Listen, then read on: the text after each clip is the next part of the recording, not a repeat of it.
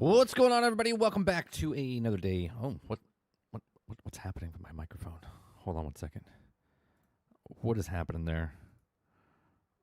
I can hear myself in my headset. Oh, hold on. Pardon me. There we go. I was like, what is happening? Dear Lord. Good morning. Good afternoon. Welcome back to another day, another week, another episode of The Daily Grind. I'm your host, 30NSG, and on today's show, we're going to be talking lots about Battlefield because Battlefield 6 beta just ended. We played 2 weeks, or 2 weekends, I should say, of Battlefield 6. So I'm going to give you my good, the bad, the ugly. We're also going to talk about Battlefield aiming to become an annual release within the next 5 to 6 years. I'll give you my thoughts on that, if that's good or bad.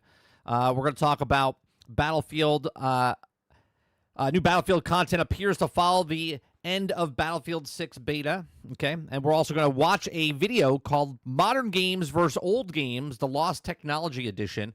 Sarge sent me this video yesterday. I started watching the first couple minutes of it, and I was like, you know what? Let's talk about this on the show. So we'll talk about that as well. What's going on, chat? I moved chat above the camera now. It used to be on a screen over here. Now it's above, so you're going to see my eyes and my look up when I'm looking at you guys. What's going on, Sarge? What's going on, Travis? Roic, Eclipse, Brainchild. Good morning, Robert Jones. Good morning, Waterbear. Good morning. Who am I missing? Z, what's going on? Scrolling down. PS5 blows. Good morning, Jason. Good morning. All right. Let's start off with the Battlefield thoughts, shall we? And I'll bring up chat while we talk about this. So my thoughts about Battlefield 6 is that I really enjoy it. I do. I have a lot of fun playing the game. And as I was playing this weekend, I was playing with a bunch of friends. I was playing with Mr. Luke. We were playing, not that Mr. Luke's not a friend. Anyway, when I say old friends, I'm playing with like friends I haven't played with in years. They're jumping back into Battlefield because they're like, oh, we got to play this, right? So I'm liking this a lot. But at the same time, like my video that I have trust issues, right? I have the hype of Battlefield 6, and then I have my trust issues. And my trust issues are not just, I want to hate on this game. My trust issues are on 15 years of Battlefield has come out broke, buggy, and unfinished. I love Battlefield 3, but Battlefield 3 came out broke. I loved Battlefield 4, but that came also out broke and 18 months to fix. I hated Hardline, okay? I liked and loved Battlefield 1. I didn't play Battlefield 5 when it first came out. Months later, I played it. We got it on discount because it didn't sell because they told you not to buy the game. And we played that for about 3 days, right? 3-4 days total over the last, 5 years? 7 years. I'm sorry, 7 years. Okay? And then we played 2042 once it came to Game Pass because that was also broke and buggy when it came out, right? So I really enjoy Battlefield is like my favorite series. I love it. I absolutely love it. But there's just something about it that I can't put my finger on, right? So I'm going to give you my pros and cons, and maybe we can figure it out why I can't trust this game, right? So what's going on, Lime Green? So my good, right? The gunplay in Battlefield feels great, but then it also doesn't, okay? The core shooting mechanic, though, does feel solid, okay? The weapons have weight to them. They have, like, recoil that feels good sometimes. Other times they don't, right? And it feels balanced in landing your shots. But there is that time that when you land some shots, man, there's something about it. You're like, it doesn't feel like it's hitting. It feels like the hit registration's off again like it was in 2042, right? The scales of battle, okay? The battle feels good. But at the same time, certain of the maps don't feel good. But on certain game modes, like if you're playing, I don't like the new map, the Brooklyn map, Empire State. But if you play it on Rush, I don't like. Breakout, I do like. Conquest is okay. But it all depends on where it is. Because there's times that you're in the scale of battles and it just feels awesome. It feels awesome. But then other times you're just like, this is not good. Okay, so it's like a hit or miss so far, right? So these are positives and negatives, but okay, the destruction in the game, okay, the destruction of the game, again, is fantastic as you're running through Cairo and you see the buildings falling down and stuff. But then at the exact same time, there's like little bits and pieces. You're like, this should be more. Like, I should be able to blow a hole through this wall, or this building should completely fall. I should be able to go through here, or change the complete landscape of the thing. As you're going down the street, yeah, you could knock down the buildings, and it makes the rubble on the side and stuff like that. It's cool. Don't get me wrong. It is cool. Okay? But I feel like they could do more. Maybe they will. Maybe they will. Probably not. Okay? And then when everything clicks, man, when you're with your group of friends and you're playing this game, it doesn't really matter about how bad the explosions are or the guns are missing. You're moving with your crew and you're going through, and it gives you that sensation of, we're back, baby. We're back. Like, it feels so good. The squad coordination, right? The vehicle explosions when you're like, there's a tank in the background, you're all focused with engineers and blow it up. Feels fantastic. That's never gone. That's never been a thing that's been missing from Battlefield, but it just feels good when you have a group together, right? So it delivers on that point. Now, let's go into what my issues were from the first week to the second week, and these are the things I think they need to fix before the game, and this is the reason I will not be picking it up, because of all of these issues, okay? Performance issues. Both weekends, I had stutters, okay? I'm playing on console. I had 2 crashes that went to dashboard, okay, but not a big thing, okay? That's not like a make or break. It's a beta. They're testing it or whatever, okay? There was also the TTK problem, which is also, I guess, could be performance issues, but it also could be part of the TTK, which also could be part of netcode. So all of this is all together, right? All of this is together. So TTK, time to kill, those of you that don't know, it just doesn't feel right? Sometimes it's like way too fast. Sometimes it's way too slow. Sometimes I'm feeling like I'm instant killed, right? I'm shooting the gun, and then I see someone shooting at me. It's not a sniper. They're shooting at me. I dive behind cover, and all of a sudden I hear, bah, bah, bah, bah. I get hit twice, and then all of a sudden you see the kill feed. It'll show like 4 or 5 hits that you got hit, and you're dead. And I'm like, what the hell was that? Okay. So I don't know if they can fix that. I don't. Because that was a problem in BF5. That was a problem in BF 2042. The netcode, which this might fall into that netcode, okay? One of the most frustrating things, man, right? Getting killed after, hiding behind the cover. And then also, like, sometimes the hit detection. And again, I don't know if it's the netcode or desync, but it was happening way too much. And it was happening more this weekend than it was happening last weekend. Last weekend, I was like, is this happening? And then the more people I was like playing with, they would be like, yeah, that's happening to me. That's happening to me. And I was just like, okay, so this is a definite issue. I don't know if they can fix this in 5 weeks. I don't. Okay. The UI. This is by far the worst part of the game, which, if you think about it, it's not that bad of a problem, right? So, yeah, but Lime Green, they've said this before in the past that they have issues and they're going to fix it. And Battlefield 2042 had massive problems, right? The hit detection, they said there was no issue when that came out, and then they applied and said, yeah, there is issues, and then we fixed it, and it takes super long to fix. So these are the reasons I'm saying this and why I'm not getting the game right off the bat, okay? So the UI and menu system, okay, honestly is the worst part. The Netflix, Hulu, Disney Plus-ified, Call of Duty-ified, the menu system, okay? One, the menu system, if you have to do anything, okay, anything that you do in this game. So let's say I played my game, I upgraded one of my weapons, right? I'm using the M4, okay? I'm using the M4. I want to put attachments on it. I put the attachments on it. I want to go see how it faces inside of the firing range. So I go in the firing range, and to get to the firing range, I have to go to the menus, come out of the menus, go into the thing, go into the firing range. Once I go out of the firing range, I have to go over 4, down 3, into the menu system, down to the thing.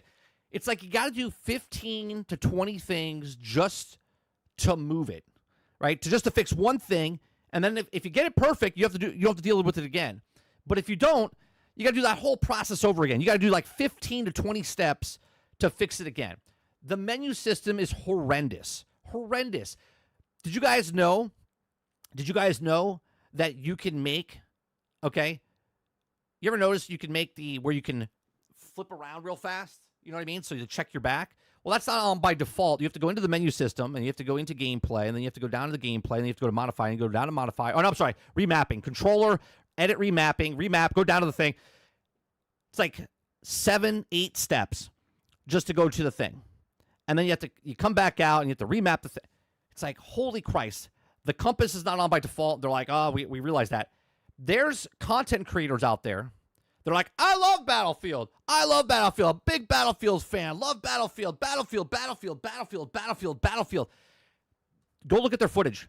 There is no compass on their thing. If they loved Battlefield so much, then how come no one brought up there's no compass? I know. They'll say, well, dude, it wasn't a big deal. It wasn't a big deal. I just playing the game. It's just fun, right? You can't call out things. 230, guy on the sniper on the mountain. 150 north. There is no compass on the map. All they had to do is if they didn't want to put a compass above you with numbers, all they had to do was put north, east, southwest on the map, and that would have probably fixed a lot of the stuff that people were complaining about. Okay? Something that bothered me was the suppression. Okay? You were getting suppression points, and here's the crux of the problem, right? People were complaining about snipers. They're like, snipers are too many. Snipers are too much. There's too much glare. There's too many things. They're hitting me too hard, right? The reason that the snipers have the glare is so you can see where the snipers are. And then the reason the LMG or anyone that can fire at the sniper rifles is you're supposed to get a stagger, okay? A suppression effect. Well, the suppression effect is never happening, right? Where all of a sudden, if you shoot at somebody, their screen shakes, and then all of a sudden it closes down. They have to keep their head down, okay? That's not happening because the suppression thing is not working. If that was working, then we wouldn't have the problems with the snipers. You see what I'm saying? Like, one thing is the problem, and the other thing that rock, paper, scissors the thing, okay, wasn't working, right? So you're getting suppression, you're getting the thing, but that sniper is just sitting there staring at you. You're shooting at him, and he's like, I don't care, and he's going to shoot you regardless, okay, because he's not getting suppressed, okay? You're getting the points for suppression, but you're not actually getting suppression. Go do the suppression thing in Battlefield 1. Right? The whole screen's like, and you're like, oh shit, I gotta get down. I can't see because it's doing this, which is pretty cool, which is a nice little give or take type of thing, right? Another thing that was bothering me specifically, and I think this is stupid, and let me know what you guys think about this, right? Is the Conquest system capture system, okay? And I'm not talking about like the amount of people on the point or anything like that. I'm talking about my first shooter game type of stuff. They draw a line around the perimeter so you know where you have to go to, like, capture the point. And I'm like, all right, cool. It's like a tutorial type of thing, okay? In every single Battlefield that I can remember up to this point, there was a flag. And the flag would go down, and the flag would go up, and you would know it was taken over. That's how you knew. And if you didn't get in the area, the thing would pop up on your screen to know you're in the area.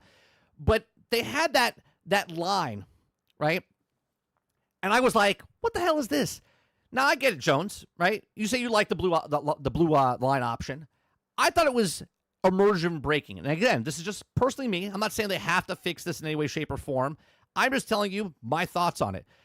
I like the flag. I like the thing because it's almost like, I said this to Luke yesterday when we were playing. Starfield was like, we're going to make the most realistic space game ever.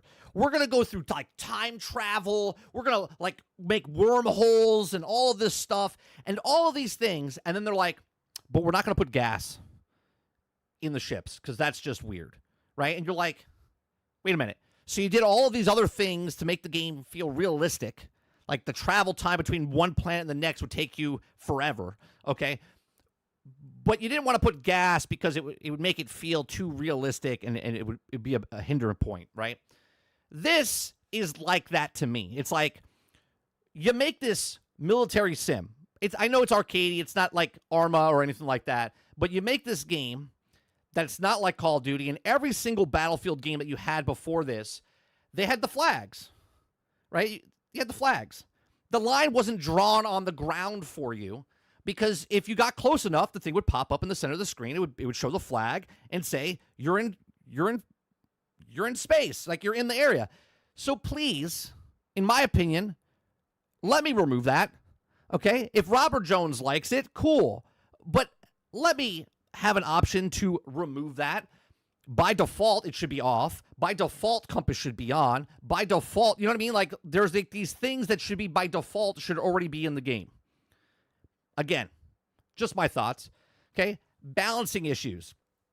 Now, I don't know if this is balancing issues because of skill-based matchmaking or if it's more of balance issues because of the maps.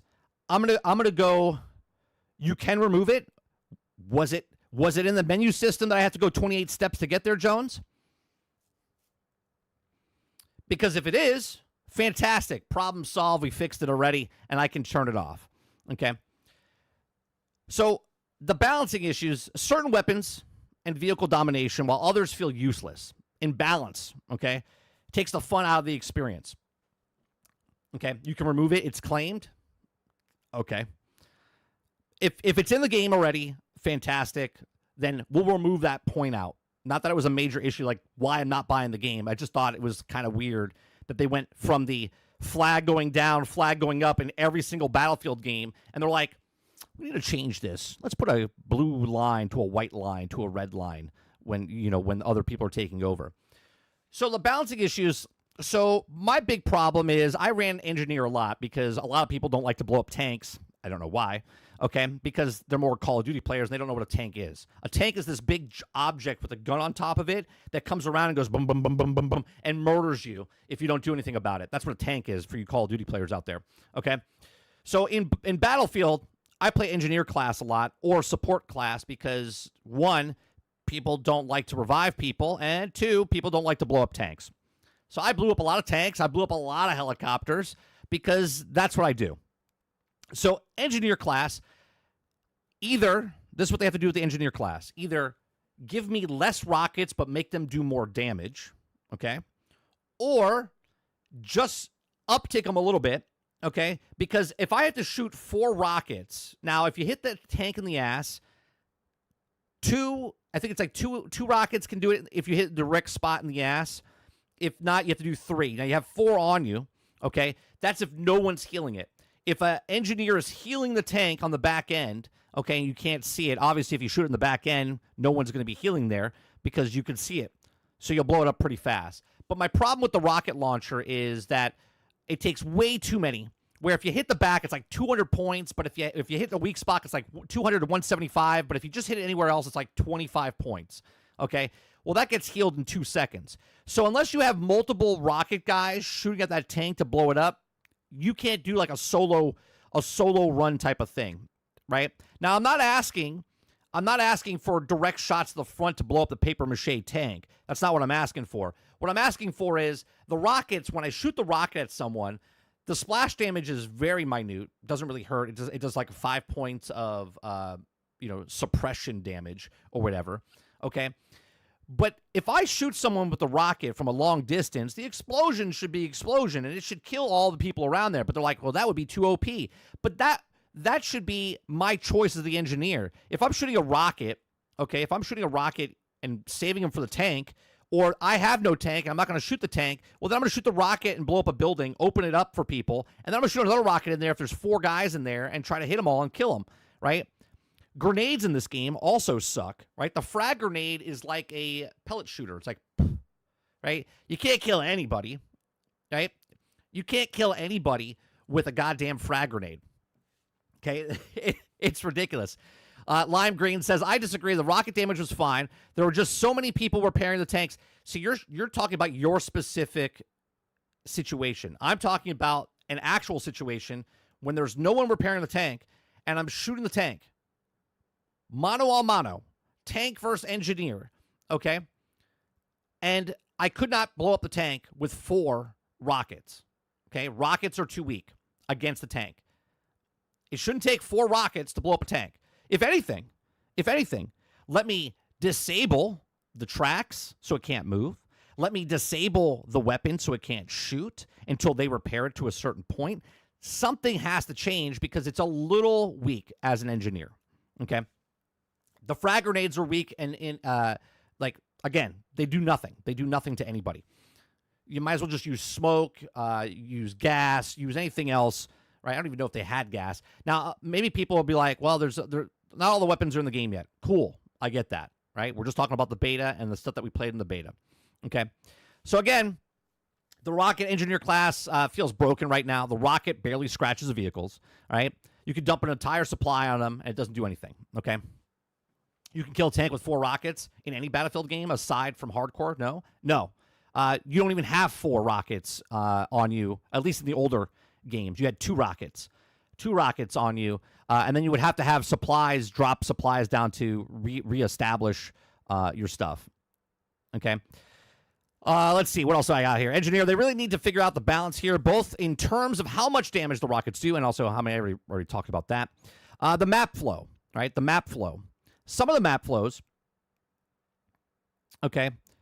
Map flow, the bigger maps, how do I say this? The Liberation Peak one is a good map, let me say, right? Is a good map when you have a balanced game. It feels good, okay? But that's 10% of the time. Most of the time on Liberation Peak, one team, at least on Conquest, is dominated over the other team. Okay? Dominated over the other team. Okay? And the problem with this is I don't know if it's the way it pinches, because it doesn't matter if they have the high ground and you have the low ground over here, because I've been on the team over here where you get pinned back in your HQ and you get murdered, and I've been back in the other one where you get pinned back in HQ, and so it doesn't really matter. The map design itself feels like it needs to spread out just a little bit more, if that makes sense. Like, I don't know if there needs to be another going towards the cloud side. Like, if you look off the mountain, you can see the clouds at the bottom. I don't know if they need to make another level that you can maybe like sneak around, okay? But that needs to get changed because there's no way to get around, and you get pigeonholed into a spot. So that map is good, not great, okay? Empire State, great infantry map if you like that type of stuff. I want at least a couple vehicles on there because it also, again, it feels too you get too what's it called, funneled into a certain spot, and because you can't blow up certain doors or certain things, you can't get through. So there are other ways around, but again, you can pinch them off and really keep them what's it called, blockaded, okay, where people can't get through. So I didn't really like the Empire State map, but that's my bias, right? Admittedly, I just don't like the all infantry type of stuff.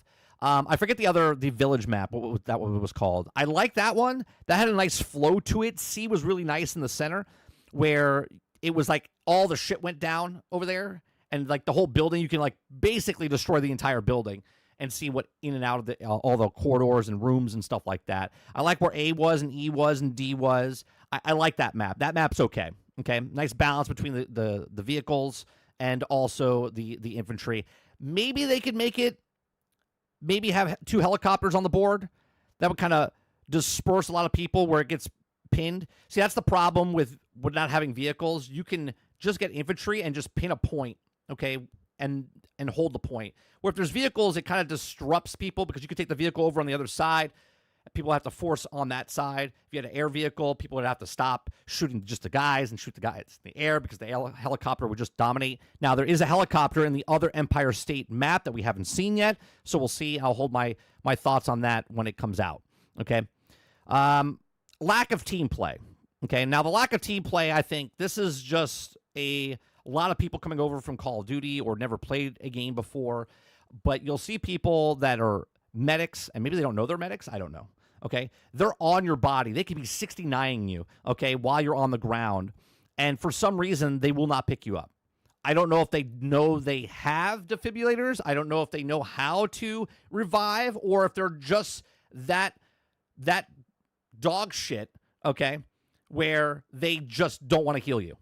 Which, to be honest, if you're playing a Battlefield game and you don't want to actually, like, you know, revive somebody, that's pretty shitty, okay? So, oh yeah, you could, Robert Jones, you could shoot a rocket at somebody, okay? You could, we saw a video with JFrag, right? Or Jack Frag. He shot, it's within, like, I think 10 meters, something like that, where you can shoot a rocket. If they're too close to you, it'll just hit off of them. It doesn't explode, okay? I would rather shoot the rocket and explode and kill myself and them. Do you know what I mean? Because at that moment, there could be a whole group at you, and you'll take a sacrifice and kill yourself along with everybody else with the rocket. But you can't do that now. You can't do that now. Yeah, so the lack of awareness of people, like people that are engineers that are not killing tanks. Oh, that's another thing with engineer.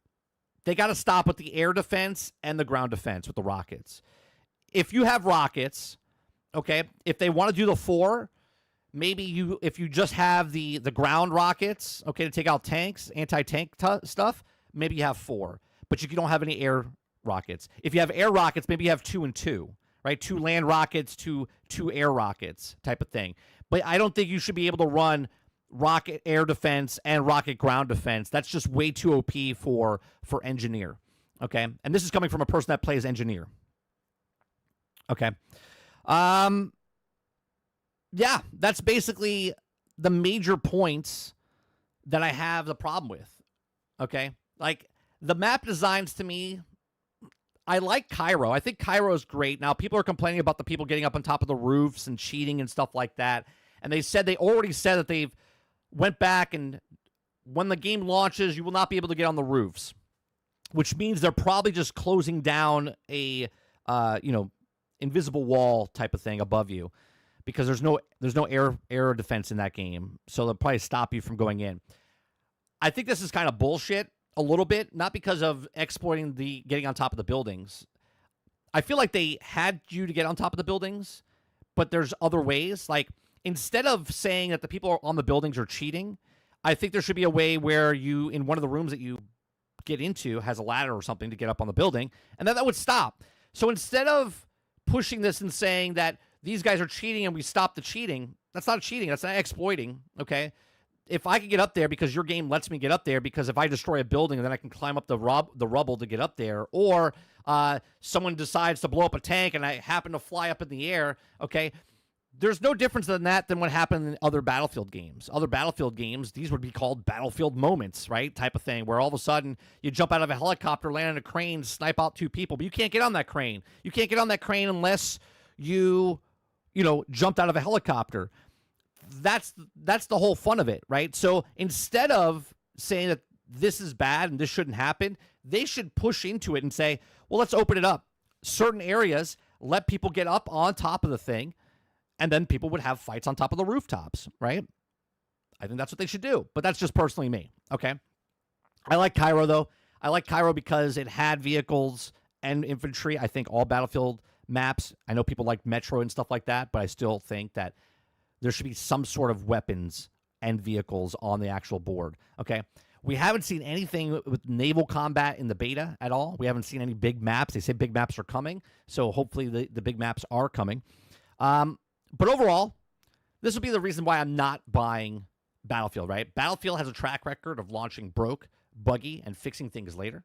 I don't want that. I don't want to pay full price to wait for that to be a beta tester, right? I just did a beta test, right? This is the beta test that just happened. These past 2 weekends was a beta test. When the game launches in beginning of October, I don't want to be a beta tester. So I am not buying the game when it launches. I'm not saying it's not going to be fun. I'm just saying that I do not want to be a beta tester. The TTK is inconsistent, okay? They have to fix that. It's got bad netcode and desync, right? So they have to fix that. Is that going to be fixed when the game comes out? I don't think it will be.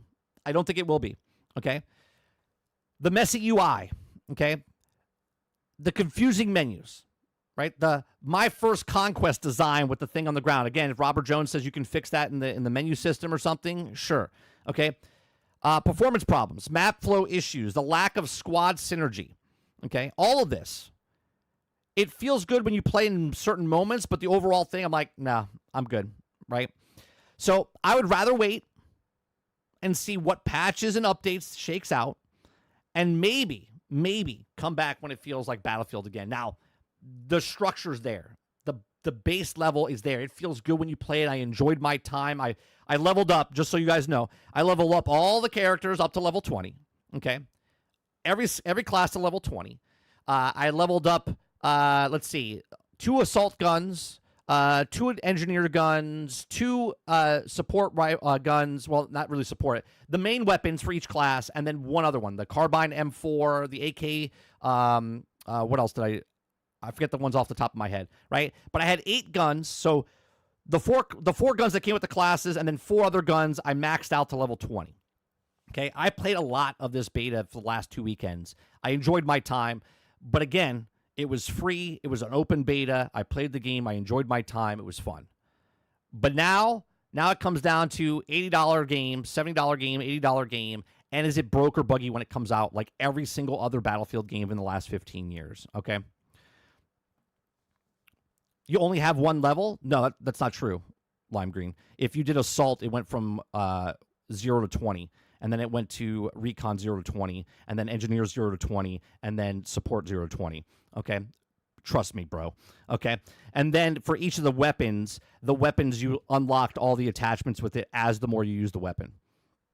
It wasn't one level for each of the for all the classes. It was Assault, Engineer, Support, and Recon.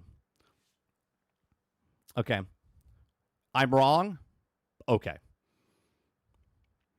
100% I'm right, because every single class I had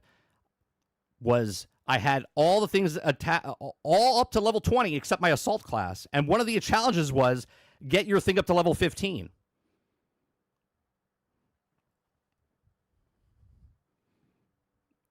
What are you talking about? Each class had their own level.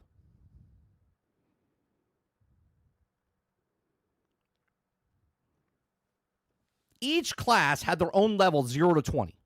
Each gun also had its own level.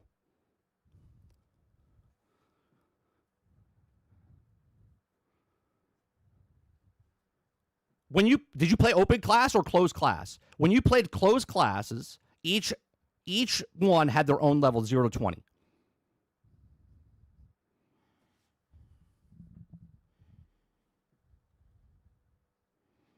The overall level was together, but the individual class guns were levels.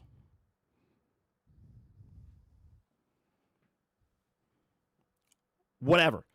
So then I did 8 guns to level 20.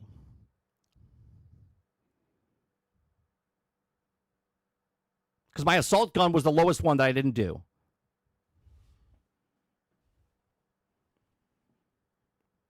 Oh, and the other thing I wanted to talk about was, what the fuck was it?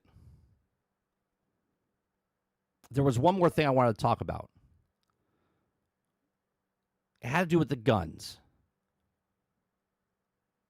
Oh, the classes. Open class, closed classes. They might as well just keep them both in, okay? Because one, they want the microtransactions for the open classes to sell you the guns for the other classes.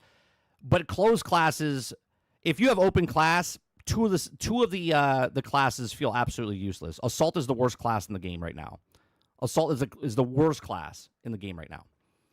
Engineer and Support are the most viable classes. Support is OP the way they have it, because people are just running around. You put the M4 on, you run around with the heals, and basically it's like unlimited spawn or whatever. You just keep reviving your guys. So on certain things, especially if there's no tanks, there's no reason to have engineers on certain boards, but engineers are better with the SMGs and whatnot. So engineers in support of the OP classes.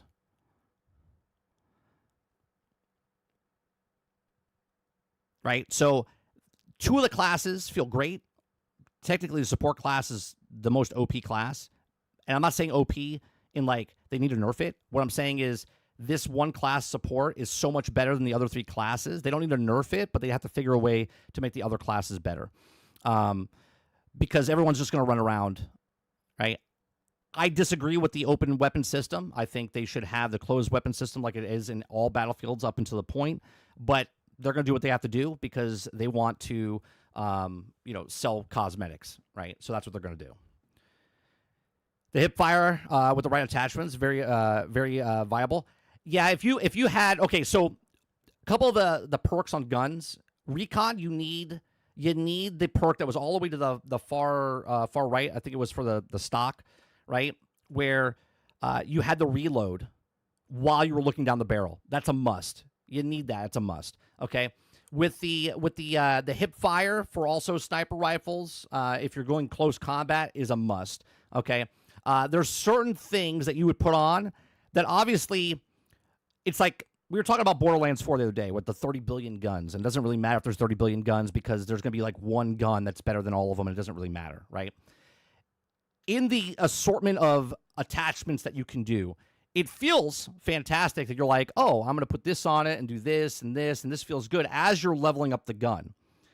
But once you have the gun all the way to the max, it's stupid if you pick the other perks that give you less stuff, right? Now, obviously, the point system that they have on the guns, you're like, oh, well, I'll get rid of this and put this on because there's like 2 or 3 attachments. That's all you need.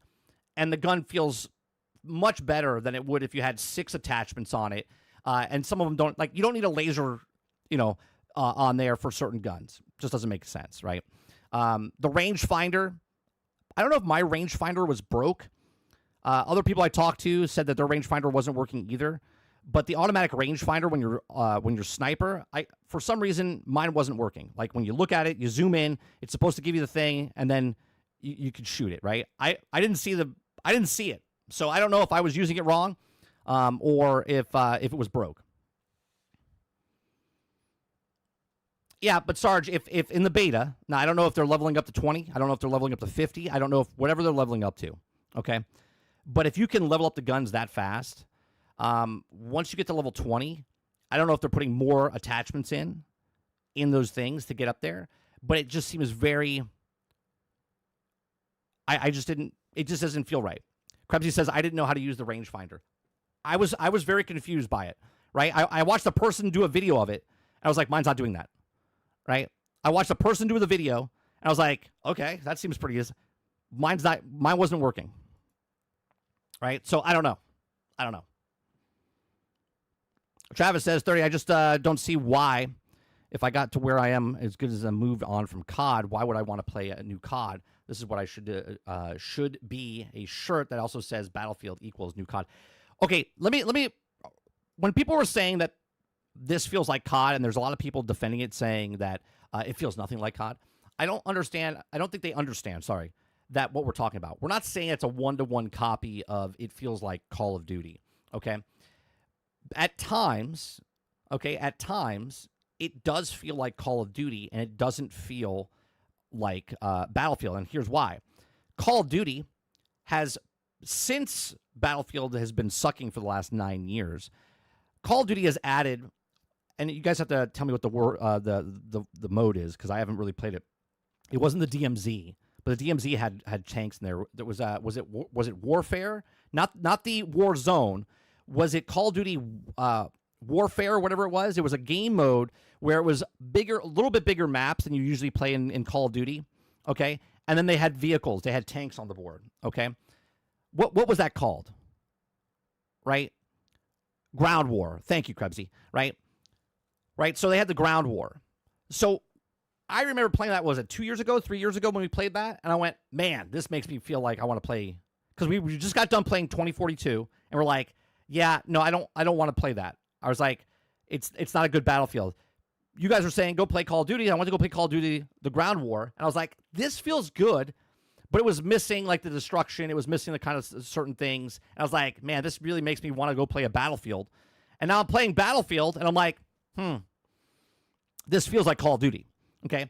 Now I think a lot of people are looking at that saying Call of Duty feels like, it's faster paced. It's got the weapon. No, I'm feeling like both of these are like blending together, right? They're like overlapping a little bit with what's in Call of Duty and now the way they're making Battlefield, and it feels like Call of Duty, right?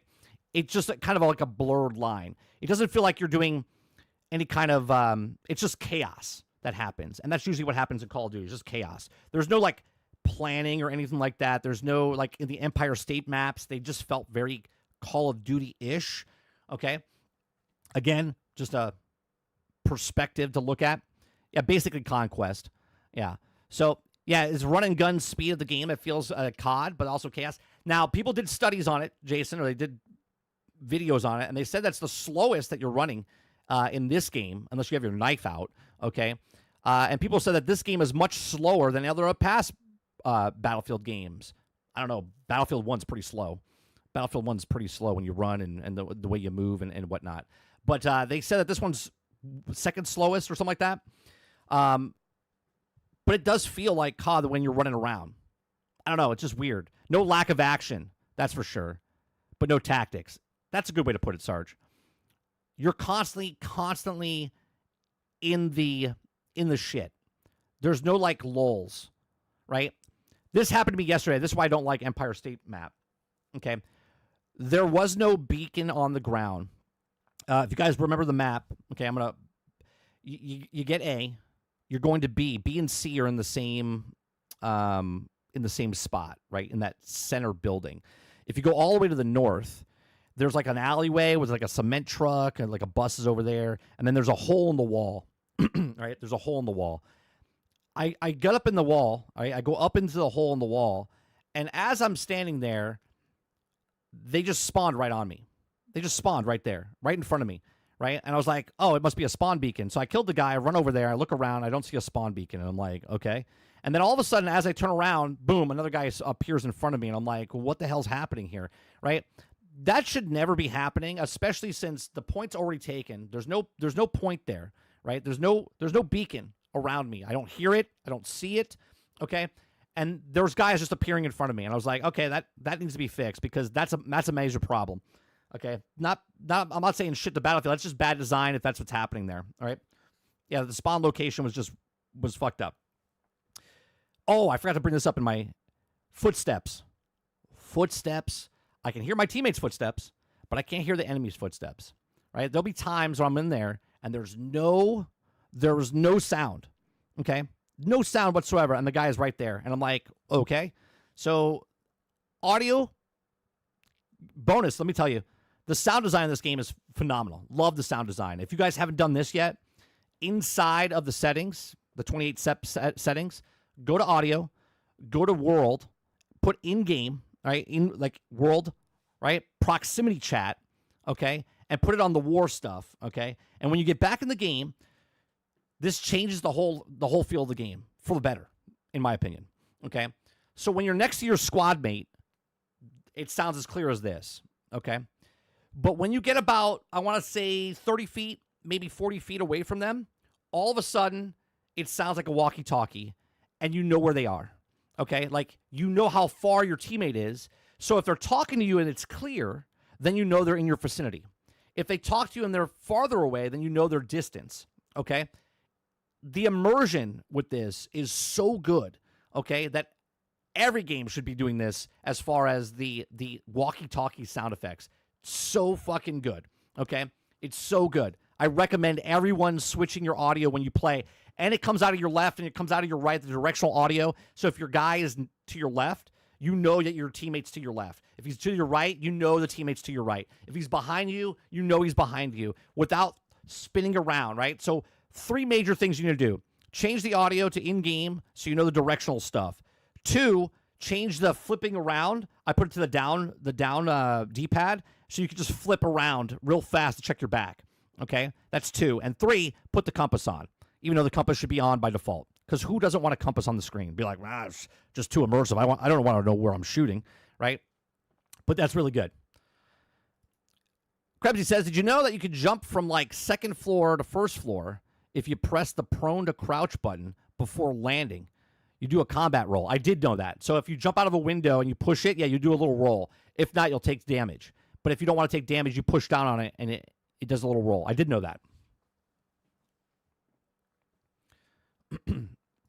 Yeah. There's a lot of stuff they don't like tell you or give you hints or whatnot. But overall, I really did like Battlefield 6. I know that's a lot of stuff, but it's a beta, right? And they want feedback. Now, I don't know if they'll see this video, and I'm not going to write it all out for them, okay? They can just type into YouTube Battlefield feedback, and it'll pop up for them, right? There's a lot of stuff, and I'm saying probably the same things that other people were saying as well. Overall, I thought it was a really good beta. But at launch, it's not going to be a really good game if it's like this, okay? It just needs to – it's a demo. It was a demo. And I don't think they're going to be able to fix these things that I brought up before the actual launch. They might fix some things, right? But 5 weeks from now, I hope the game comes out and it's phenomenal, right? I hope it has no issues, and I hope that I can buy it sooner rather than later. But I don't think it's going to happen, right? We're talking beginning of October. We're halfway past August already. We have September, and so we have 5-6 weeks maybe. And they have a lot of work to do. Maybe they already fixed it. Maybe they did. Maybe they didn't. Going from that, right, to the first thing here, which is Battlefield is aiming to become an annual release within 5 to 6 years, it's claimed.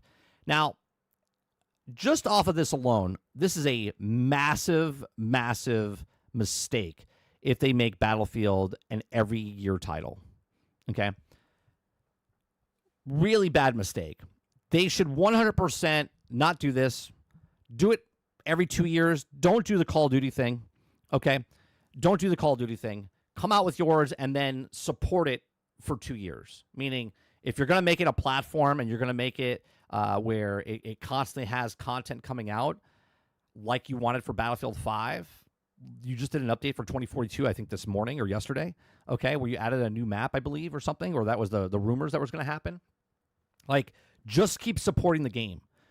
Don't make a title every single year, because not only will you burn out the player base, but you'll burn out the titles. You'll burn out the brand. I mean, look at Call of Duty. Everyone likes to play Call of Duty. Well, not everyone, but a shit ton of people like to play Call of Duty.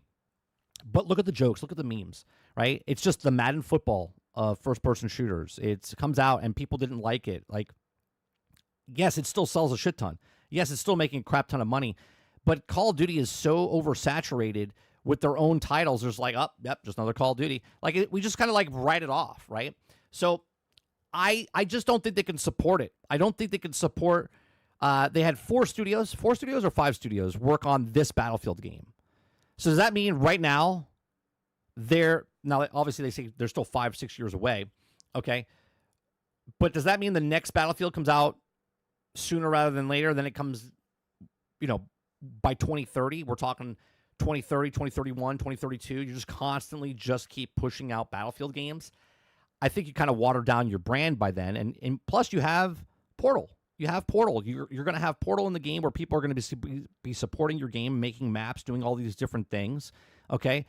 I don't think everyone wants a campaign to sell every single year. And I just think that if you do this, it's just going to make the brand worse. But let's see. Okay?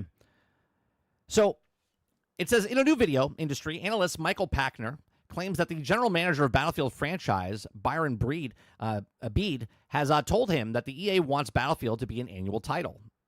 I think this is terrible if they do this. According to Packner, he has spoken to Bede, and he said that the EA's goal is to have 3 studios working on Battlefield franchise on a 3-year cycle. So that also they could release annually. Well, this answers your question, Krebsy, from 2 weeks ago. You're like, what is that? What are the devs doing that are not working? Like, once they're done with the campaign, what are they doing? Once the Battle Royale is done, what are they doing? Well, there you go. There's 4 studios. One's working on Battle Royale, right? One's working on Battle Royale. One's working on the next Battlefield game to come out 4 to 5 years from now. The other one's working on a Battlefield game that's coming out 6 years from now. And the other one's working on Battlefield that's coming out 7 years from now. Okay? That's what they're doing. Right? I mean, that's what it sounds like. So, unsurprisingly, this is the identical to the Call of Duty annual release model. But Packner claimed that the franchise is still 5 to 6 years out or away from back-to-back annual releases. Insider Gamer has reached out directly to Byron for a comment and yet has yet to be heard from in a response. Okay? So I don't need to watch him say the exact same thing we just read. Personally, though, I find it hard to believe that Battlefield 6, which also has been developed by 4 individual studios, DICE, Motive, Ripple Effect, okay, appeared to be on the path to success. However, I believe the annual Battlefield release could significantly harm the franchise and its quality. I agree. Okay. It says, could I see Battlefield releasing a new experience annually? Possibly. Okay, but not a new, fully fledged game. Then again, what does the new experience after Battle Royale looks like is anyone's guess. That's a big question mark, right? That's a huge question mark. Because I'm in the ballpark is if Battle Royale takes off, this 5 to 6 year plan is out the door, right? If Battle Royale takes off like a Fortnite, then there's no way they're making this 5-6 year plan where they go annually. They're going Battle Royale. Battlefield is now remember, Battlefield is a platform now. Okay, their words. And if Battle Royale works out and Portal also works out, the Battlefield game doesn't really matter anymore because at that point, Battlefield won't even be Battlefield anymore.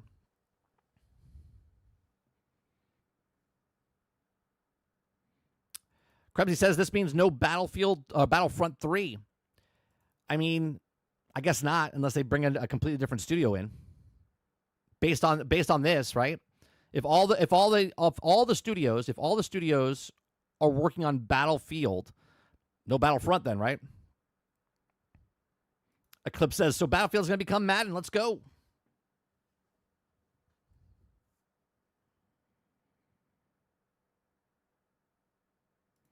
They can't help themselves. They see the revenue for Madden, FIFA, and they have to copy pasta. They have to. I think that Battle Royale, if it works out for them, it's going to bring in so much goddamn money for them. But again, what do they charge for cosmetics? You know, I have no idea. We'll see how much the cosmetics. Lime Green says I wouldn't be able to support. I wouldn't be able to support them if this actually happens. 2 years is a fine. I agree. That's another point, right? Would you be willing to spend $80 every year for a Call of Duty or for a Battlefield? Robert Jones says 3 years until Battlefield is a complete shit show. Yeah, I honestly don't want them to do what they're going to do, but I guess it doesn't really matter. I mean, let's look at the. I'm pretty sure it came out. I think there was like 1 or 2 games that came out yearly, right? I think it was. Before I look it up, I think it was like 20. Vietnam came out, and then Battlefield 2042 came out. 2142 came out really fast afterwards.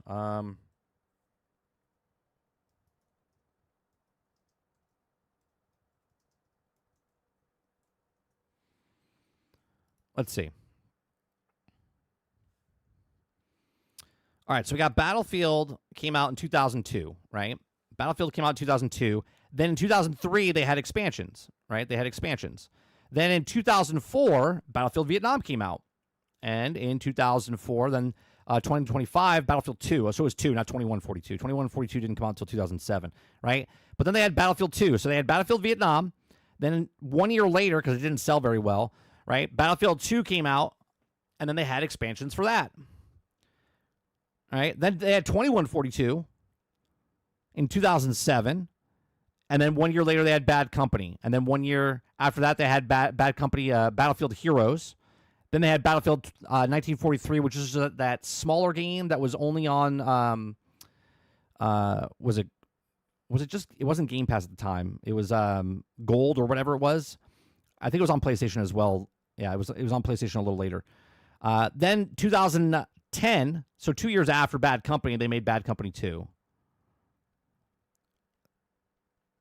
Then Battlefield 3 came out, and then a shit ton of Battlefield 3 expansions and whatnot that they had. So I guess they had it main game, yeah, every 2 years, about every 2 years. Then 4 came out in 2013. Right, 2013, 2014, they stated. Hardline didn't come out until 2015. Right, lots of expansions for Battlefield 4. Hardline sucked, and it was still out for about a year. And then Battlefield 1 came out at the end of 2016. Then they had expansions and stuff for Battlefield 1. Battlefield 5 came out in 2018. then Battlefield up until Battlefield 2042, which is 2021, and then we've had 2021 up until that point. So they had a couple of games that came out 1 year after, but at the same time, they also had a lot of expansions that came out afterwards as well. I didn't like Hardline either, just because if anything felt like Call of Duty, it was Hardline. Hardline was that game that came out that was trying to push for that Call of Duty crowd, in my opinion. Okay? And it just didn't stick. It just didn't stick. I didn't like Hardline. It took cops and robbers, and they called it Battlefield, and it was just like, that's not what Battlefield is.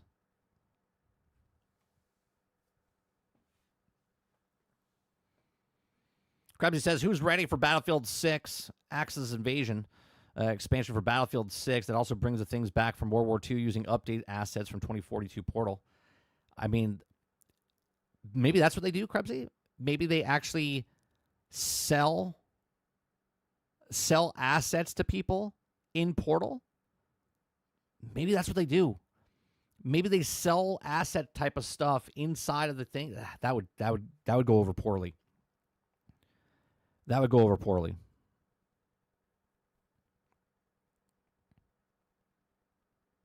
That would go over poorly.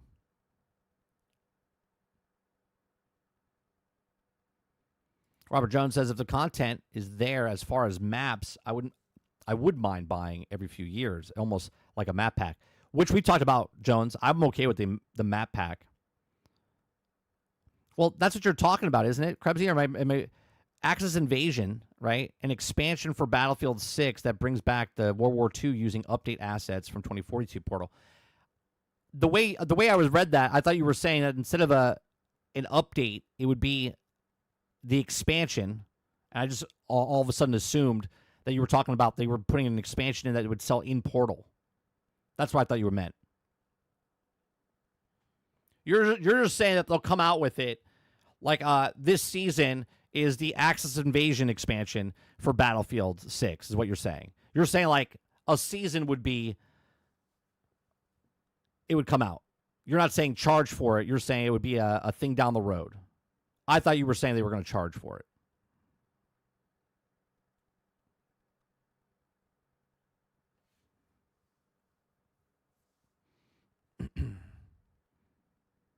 Hardline didn't have Battlefield in the title.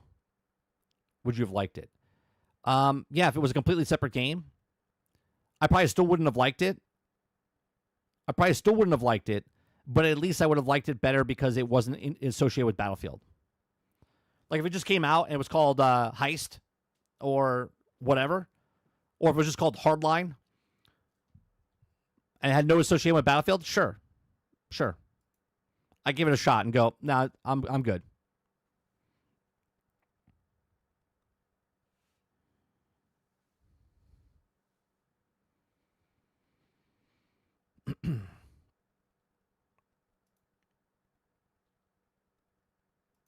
Even if I don't get Battlefield 6 at launch, they're having free Battle Pass and 30 cosmetics to unlock in Battlefield 2042 for Battlefield 6. If you can stomach up the courage to play 2042. I played it. I actually have fun with it. I hated it when it came out because it was broke, buggy, and unfinished, and they had to redo the maps. Actually, I might play 2042 this week just to check out the new map and update. I hated the class systems they put in, the hero classes that they put in, but since then, I don't think I've ever played it since they took the classes out. But yeah, I enjoyed my time. I have 4 days inside there. It's going on slow.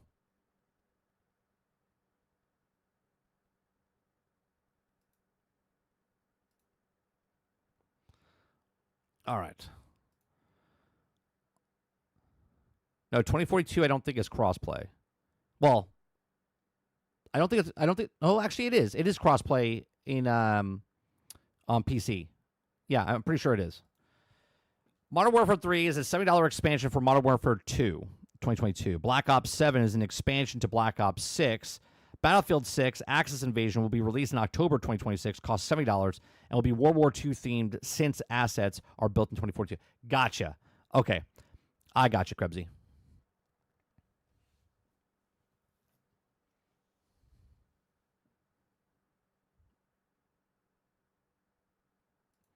Didn't they make the hardline very big on box? Pretty much tells you that it wasn't part of Battlefield. I'm not sure how it looked on the. I guess we could look at it. I don't even remember. Let's see.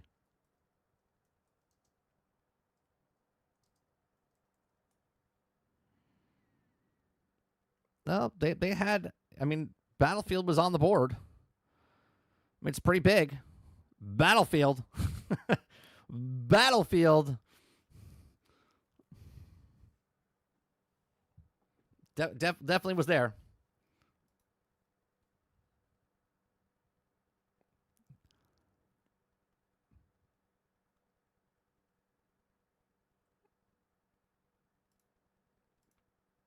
All right, this other Battlefield story says, new Battlefield 2042. Okay, yeah. This is the 2042 content, okay? Which I think is pretty smart, right? So, like, right now, after playing Battlefield 6 this weekend, I'm on a military sim hunt, right? Like, I want to play a military sim. I'm thinking about picking up Arma Reforge, okay? I'm thinking about either going back and playing Battlefield 1, Battlefield 5, right? I'm going to probably go and see 2042. So this is very smart. So because Battlefield 6 just introduced a shit ton of people to Battlefield for the first time, or people that are coming back, right now people are grasping. They're like, I want to play another Battlefield game. What do I do with my time? Okay, what do I do with my time from now until October? What do I do with these next 6 weeks? So, like, let's go back and play Battlefield 3, 4, 1, 5, 6. No one's playing Hardline. Okay, so they're going back and starting to play these things. I played Insurgents, and I played Squad a long time ago, but I had the betas or whatever it was on PC. I think I'm going to buy Arma Reforge on console, just because I can't run it while I stream. Unless I get it for PC, record it, and then upload it later. But I want to... Because when I was playing with, like, Luke, me and Luke were playing Battlefield, and when he plays Battlefield 1 with me or any other Battlefield game with me, we always have a good time. We stay in a squad. Same with Sarge, right? So I think I want to start doing more content inside of these war game type of stuff, because I love these type of war games, right? I mean, I've been playing them for the last 25 years, right? Even longer than that. Okay, I like these type of things. So I think I'm going to go back and play or buy one of these games and play them a lot more.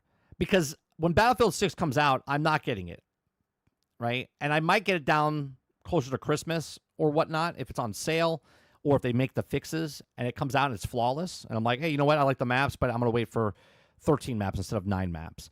Well, I'll wait for the Battle Royale to see what happens as well, right? So up until that point, I might go play the other games that I already own, or buy, Arma Reforge or whatnot. All right, so new Battlefield 2042 content appears following the end of Battlefield 6 beta. Probably the smartest thing Battlefield has done, right? EA is encouraging players to hop back into Battlefield 2042 after the chaotic few weeks in Battlefield 6 beta.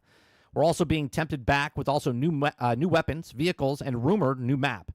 All good things must come to an end, and Battlefield 6 beta broke records and has also been a very big success.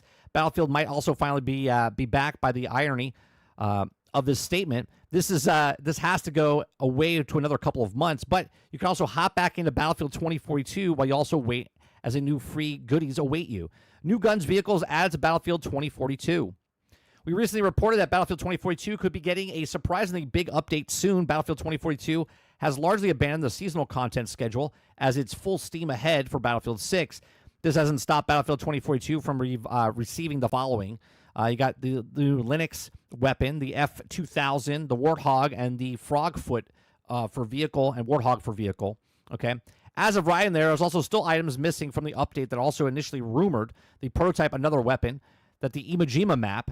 This doesn't mean that they won't be happening. We'll also keep an eye on things. I also see to add to Battlefield 2042. Now, someone did show I think it was like a 9 gig update on PlayStation for Battlefield 2042. So maybe there is that new map. Imajima, I would go back and play that. Again, I didn't buy the game. It's on Game Pass. So I might go back and try 2042. Why not? Okay. Krebsy says they are smart. They would also gain some goodwill with everyone and make 2042 free to play. True. I mean, like I said, I'm playing it on Game Pass, even though it's not free to play, but I'm playing it because it's on there. I don't like the base game squad, but the Starship Troopers mod is fantastic. Oh, I didn't know they did that, Lime. They have a Starship Trooper mod inside of inside a squad. I knew about the Star Wars one. That's cool. The mods are so good if you get it for PC. Yeah, I would love to, but I gotta. I mean, if I get it for PC, like I said, I can't stream it. I would have to be like recorded locally and then uploaded later for the content that I do, which might be a thing. Maybe I don't. Maybe I don't stream at night and instead. Yeah, I know they had like the Star Wars mod for it. See, I think because me and Sarge love playing these things, right? Like Hell Let Loose, I would go back and play Hell Let Loose.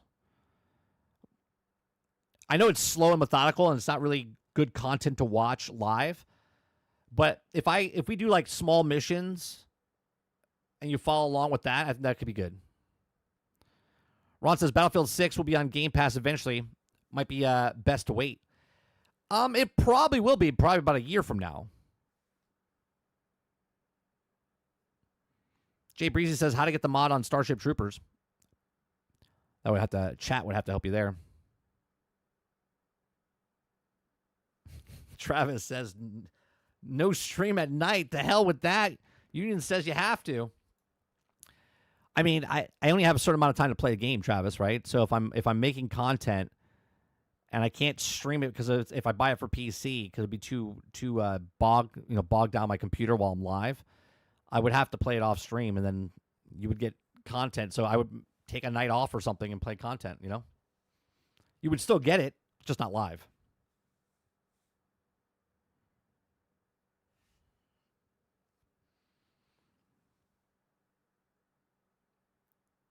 So what do you guys think? All right, 2042. It's funny because a lot of people gave shit to Battlefield 1 when it came out, right? And then when Battlefield 5 came out, everyone went back and played Battlefield 1. I like Battlefield 1, okay? And then when Battlefield 2042 came out, everyone gave Battlefield 5 a lot of shit, but then a lot of people went back to play Battlefield 5, okay? And now Battlefield 6 is not out yet, but do you see a pattern? Do you see a pattern happening here? So if Battlefield 6 is now coming out, and let's say it comes out broke, buggy, unfinished, just like all the other games did for the last couple of, decade and a half, that people are probably going to go back and play 2042 because now 2042 is in a better space than it was when it launched, right? It is 4 years later. 2042 is in a better state than it was 4 years ago. So like No Man's Sky, sort of like Cyberpunk, sort of like Fallout 76. Like these games came out, they were broke, buggy, unfinished. And then 4 years later, people were like, oh, it's actually a pretty good game. Because people coming in for the first time didn't know all the problems. They don't know all the problems. So be interested to see what happens once it comes out. Are any of you going to go back and play 2042 to unlock the things, see the new weapons, see the new maps? Let me know in the comment section. Let me know in the live chat. Please make sure you share, like, subscribe. The wife allows you to play games off stream. Yeah. Well, I have family time, and so my family time, Robert, is, I know you're joking, but my family time is from when I get off to when I go live again at night, right? I spend with my family, do stuff around the house. Then Monday night, Tuesday night, Wednesday night, we do the gaming streaming stuff. And then Friday, Saturday, Sunday is all family, right? All family. I mean, I do play games on the weekends, but 99% of the time is if we want to go somewhere or do something, that's what I'm doing. If they're like, I just want to relax in the house, I'm like, all right, I'll be in my office. Robert Jones says, no, they will skip back to 5 and Battlefield 1. It's probably true. You know what? We could probably look at, let's go look at the stats, right? Battlefield 1 Steam charts. All right, let's look at this. Let's see if that is an uptick here, right? Because Battlefield 6 is... No, it stays pretty same. Hasn't moved. Last 2 weekends, it's the same. So Battlefield 1 has its established fan base, at least there, right?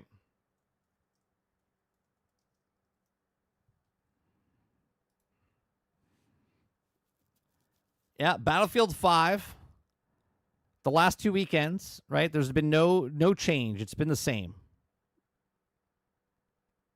Well, that's 1 week. Hold on. Last month. Let me go back. There was a kick. People stopped playing to go play the last thing. Let me go back to yeah, people were playing, and then like a little lull. So it's about the same. It's about the same. Maybe a little uptick.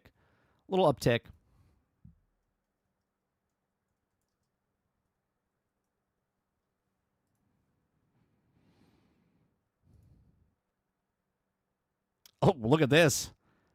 Major uptick incoming. Look at that. So, like, there's an update. It goes from 6,000 to 20K projected, I guess, huh? So there's a major uptick back to 2042. So there you go. The last time that happened is when the game came out. Oh, no, I'm sorry. When they actually made the changes for their actual game. They're like, oh, look, we fixed the maps. Boom.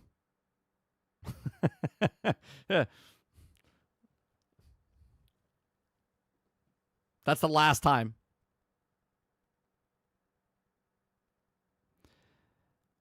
All right, I want to talk about the next topic, which is a video, which is called Modern Games versus Old Games.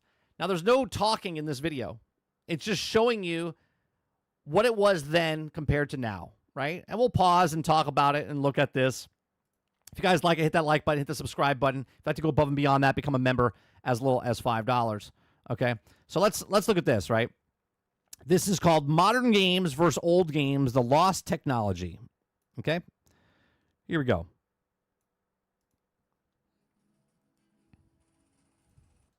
So this is then.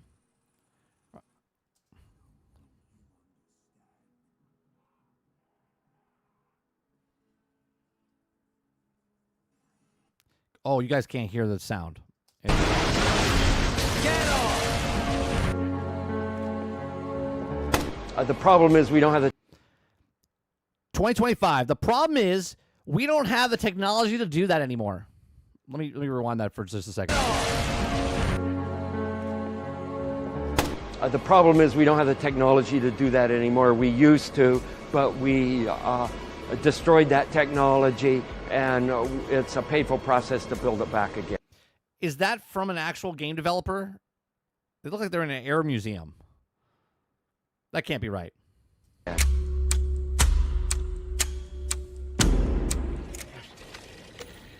Okay, awareness in 2024.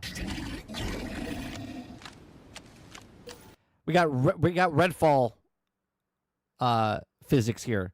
You shine a light into a vampire inside of Redfall. Obviously, this is not Redfall. This is Helldivers, but the NPC doesn't look at you.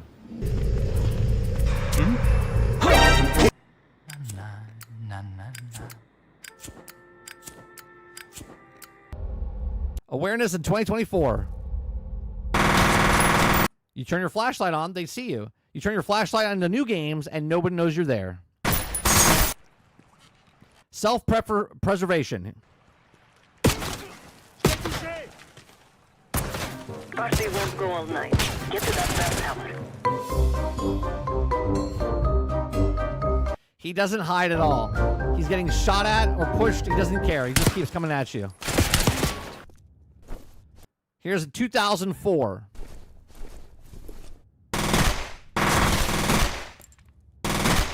He's taking cover behind the stuff there because he doesn't want to get shot. Imagine that.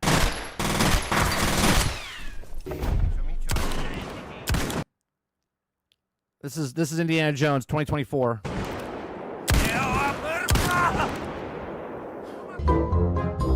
Right? Is this Indiana Jones?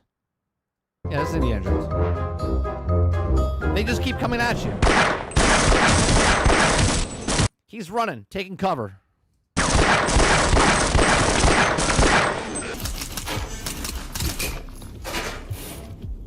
Trigger discipline. But friendly fire is off. Cover me.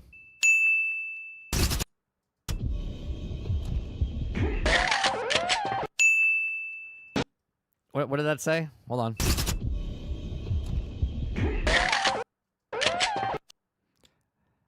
Ally in line of fire doesn't shoot.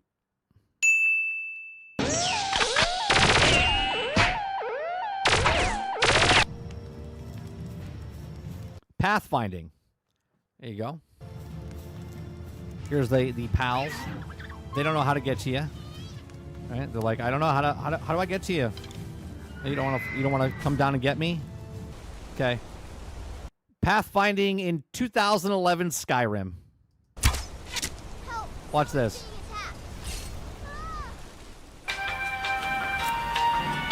He's running up all over this. They ran around the entire board just to come up here and be like, I'm gonna get you. I'm gonna kill you.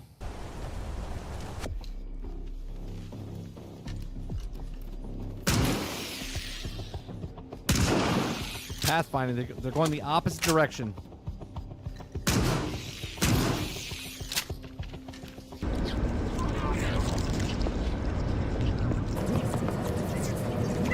(2001).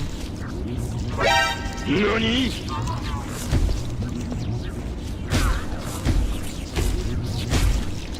Wait long. 2021 Stalker.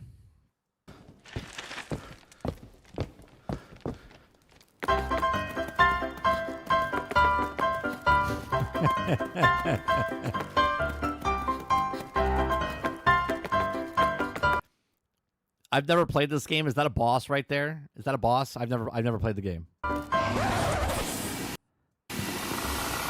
2014 Stalker. Oh, it's not Stalker. It's Stalking. Got it. Not the game Stalker. Got it. The alien ran around and stabbed you in the... There you go. We decided that on the floor we're showing DirectX 9 actually, running on XP, because our fans are always worried, you know, do I have to buy a completely new computer to play Crysis? And the message we want to give people is no, it looks gorgeous on DirectX 9, it runs on XP, you don't have to upgrade to play Crysis. Why did you not optimize this game for PC? Say something. I remember this. Well, you broke boys, you're gonna have to buy a new PC. Thanks, Todd. Something clever. We did. It's running great. It is a next-gen PC game. We really do push the technology, so you may need to upgrade your PC for this game. Levolution in 2021. This is 2042, by the way. Look at the graphics in this.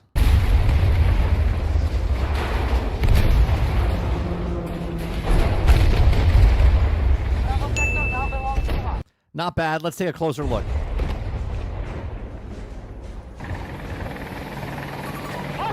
On my mark!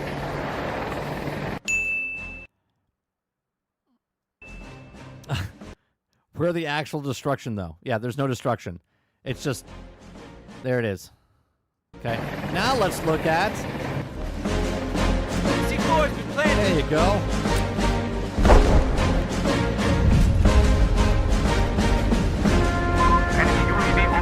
And people are worried in 2040 in Battlefield 6, people getting on rooftops.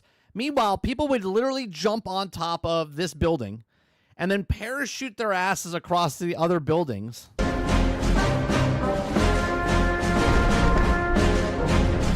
You get snipers up in this building over here. You can't get up there. You can't get up there. But you can now, right?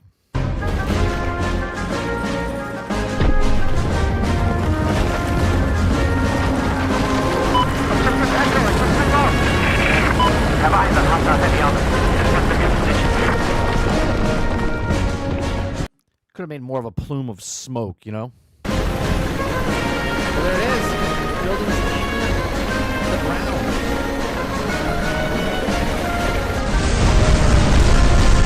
(2002) destruction. I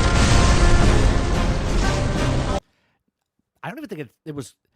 I think it's still cool to this day, Krebsy. Not for just its time. I think it's still cool.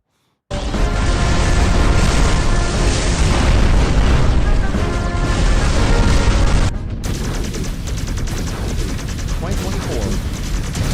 A few moments later. it doesn't destroy any more than that. That's what it is.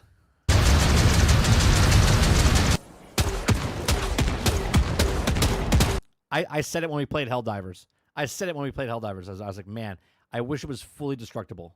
Like, everything was just... Because we played that one mission with the big skyscrapers in the city, and I was like, man, that'd be cool if they did Levolution.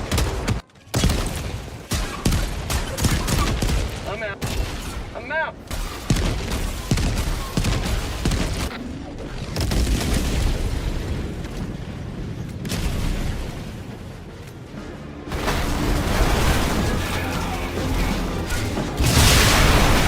This is Red Faction, right?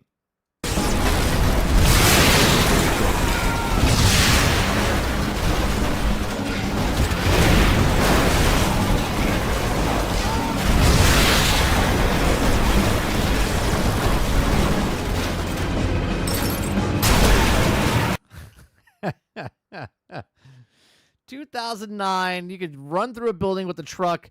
2024, you hit it and doesn't do goddamn squat.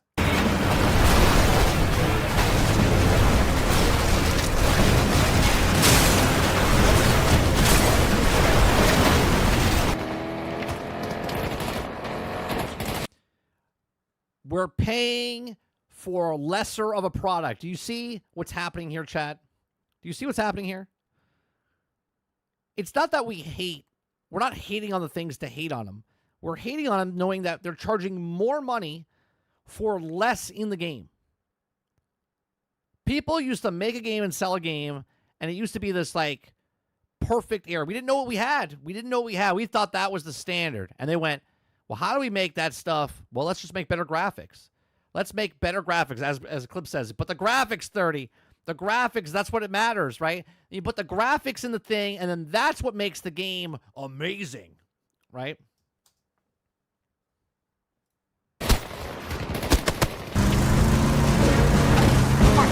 Bad Company 2, baby.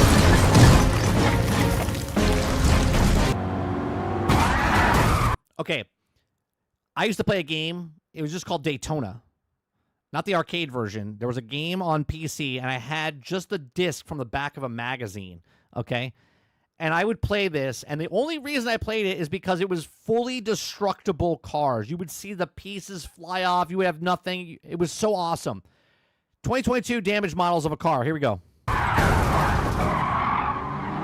It's because Ford doesn't want to see their car destroyed. You can't have cars getting in an accident. That's too realistic. Look. Oh, beautiful. Side panel came off. Windows shattered.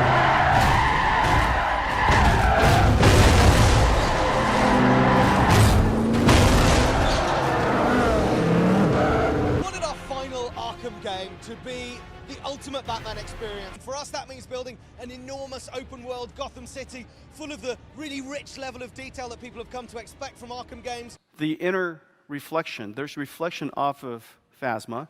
Yeah, this is off the reflection. This was just a couple of years ago. They talk about NVIDIA was talking about all the reflections off of the stormtroopers and whatnot. There's inner reflection of Phasma on her gun. And there's reflection of her gun on her chest.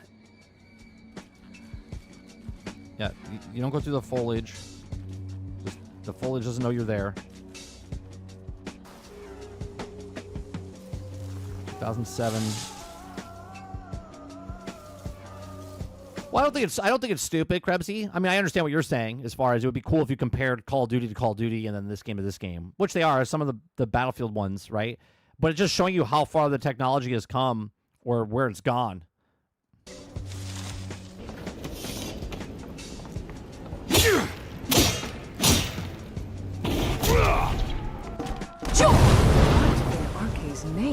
That right there is why people like Bethesda's games, right? That right there is why people like Bethesda games, because you can do this type of stuff and it feels immersive. It feels like you're in the world, where this feels stale. What in Arcee's name was that?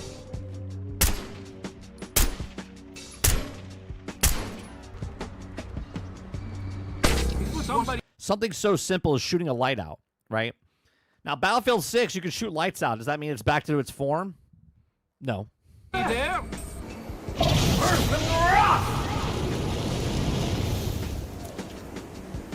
Yeah, this is Avowed.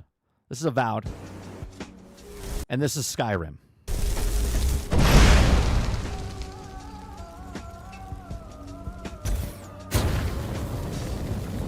Helldivers.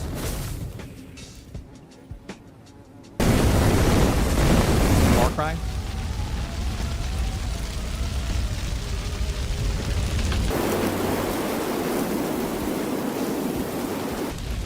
The spreading of the fire. Now that's cool. Is this a Far Cry game? I don't know. Was that Oblivion? No, 2011. No, that 2011 is Skyrim. Indiana Jones, you shooting a tree, nothing happens.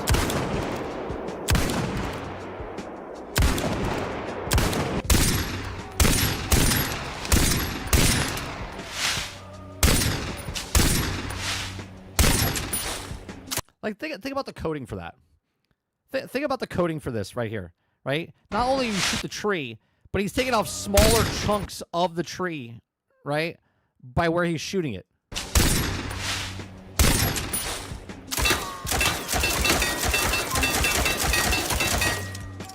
Oh, there's Game of the Year. Mind's Eye. There it is. So good.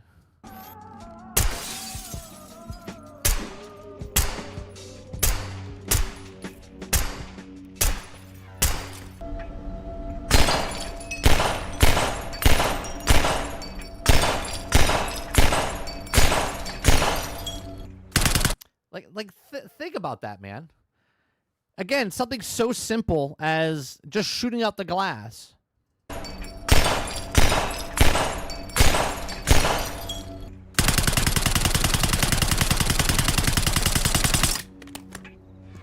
And they're going to disappear.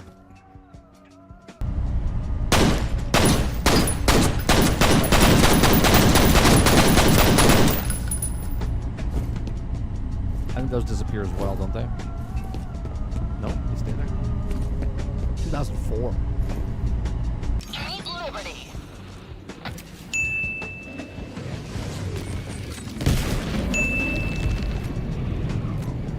Okay. Now, to be fair, when stuff like that happens in Helldivers, you're like, this is cool, right? This is cool. But I get what you're saying, right? The trees don't move or anything.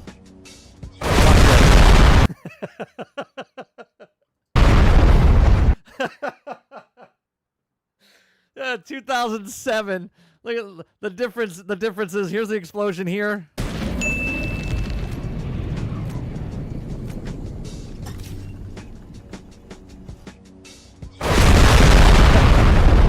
Oh God, I can watch that. I can watch that all day. The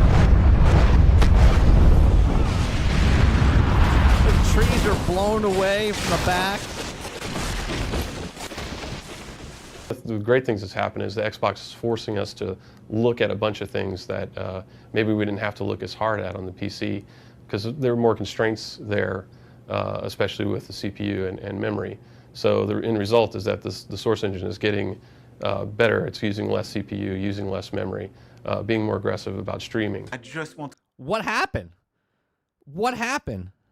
to be able to import my ZBrush model, my photogrammetry scan, my CAD data without wasting any time optimizing.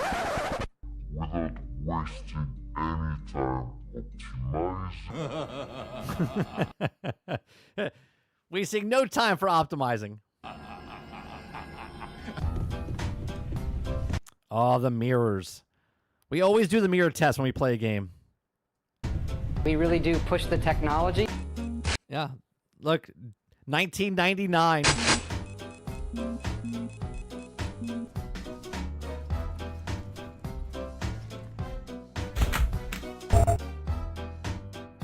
$1996, 2021. Look at that. That's actually really good. And Hitman, 2018. Nico Delgado has been And look at that. It breaks it up while you shatter the glass. Now that's good. That is phenomenal. Look at that.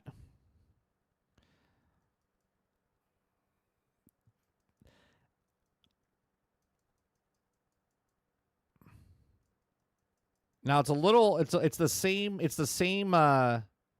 yeah, there.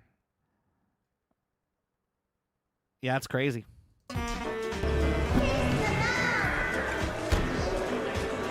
Player reflection in the mirror or in the glass? Nope, not there.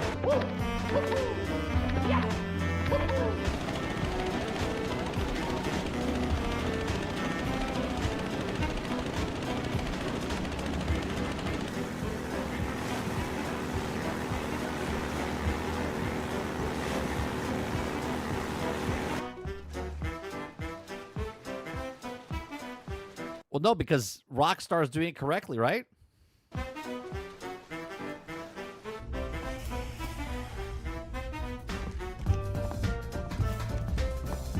Look at the reflections in the floor, the glossiness of the floor.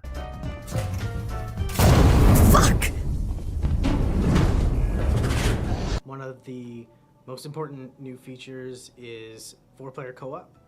In Halo 2, you could only play 2 players, and they had to be on the same Xbox, but for Halo 3, you'll be able to play 4-player co-op over Xbox Live, so you can play with your friends across the country or sitting next to you on the couch. But during one of your recent streams, you announced that couch co-op would not be coming to Halo Infinite. This is the reason we didn't play Halo Infinite. Halo Infinite was dead to me because it didn't have co-op. Infinite. And as the community discovered, you can glitch into the mode, and Digital Foundry thought this worked well. So is this something that you'd ever consider reevaluating at any time? So right now, we are committed to supporting the live service.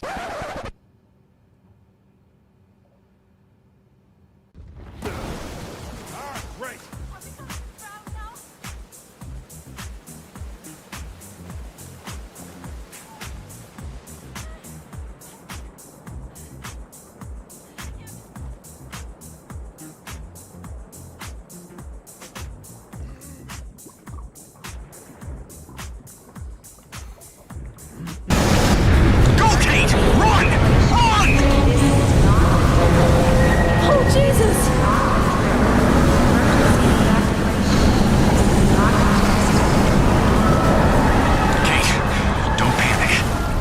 Emergency release.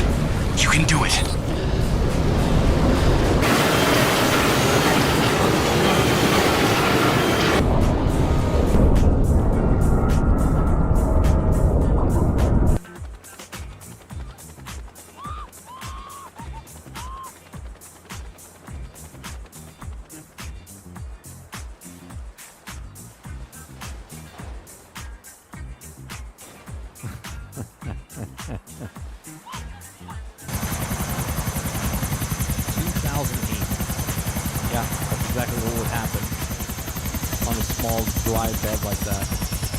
Look, it's Grand Theft Auto.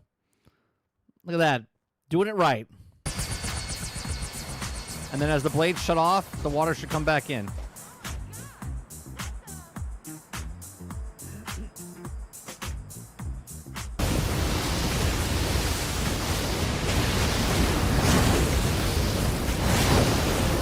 $2025, that's what waves look like now?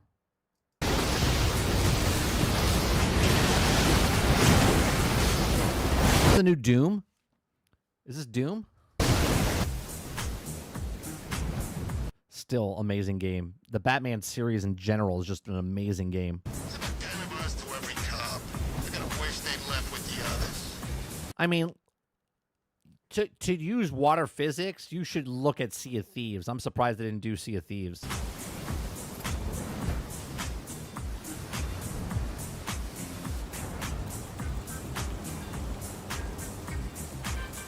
Don't be fooled by foreign propaganda.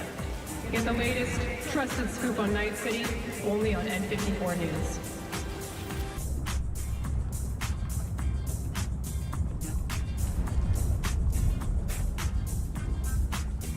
That's crazy, too.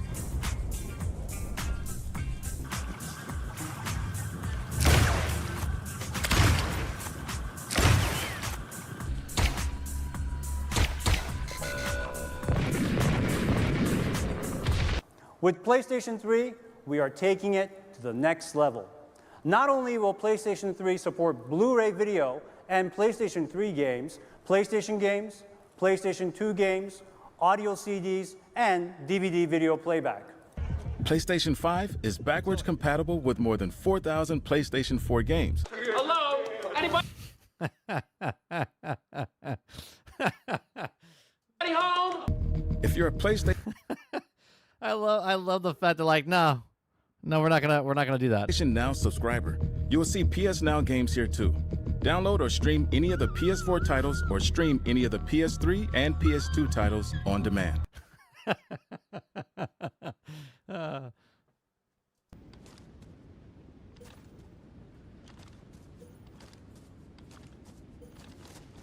I think the beta's already over, RJ or RG.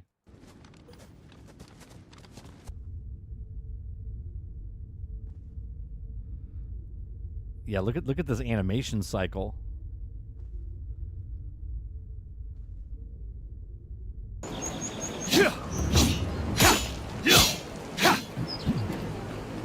Yeah, but I don't think he's doing it for the. I don't think he's doing the purpose of the same studios and the same thing. He's just showing you the evolution of where video games came and from. Now I understand what you're saying because the water physics.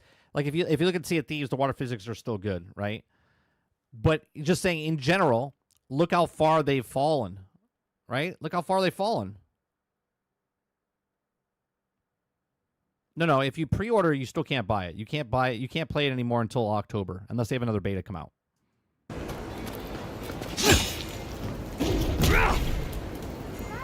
I'm glad to have met you. Please, someone do something! On bit naughty. My money's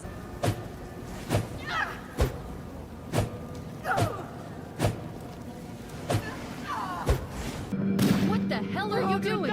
Security to the bridge. The Master Chief has gone rampant. Take him down, boys. Not over here. I see him. Watch it. Get clear.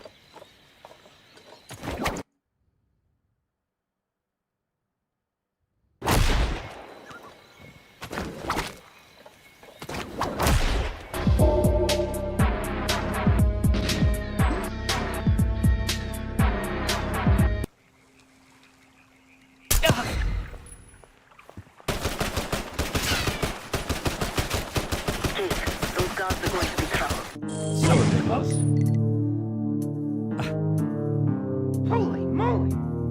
Shot him in the leg. Look, 2,000, man.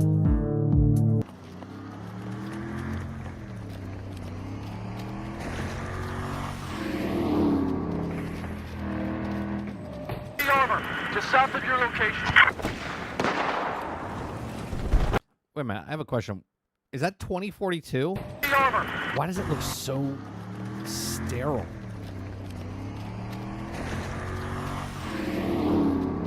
Why is the concrete glossy? Like, what's happening?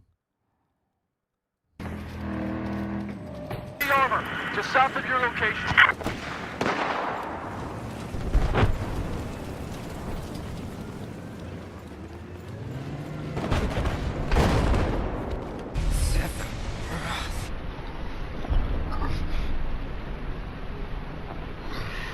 Your hair has gotten worse.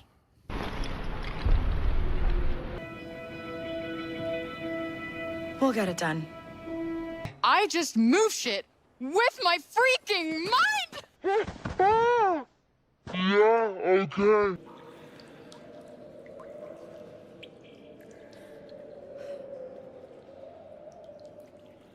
I remember playing that, and I was just like, man, the physics in for the hair and stuff for her was crazy. Even the explosions and stuff was crazy in that game. Yeah, look at all the crowds. Look at all the crowds here. So many people. Right in, sir. Enjoy your evening. Oh. This is Hitman.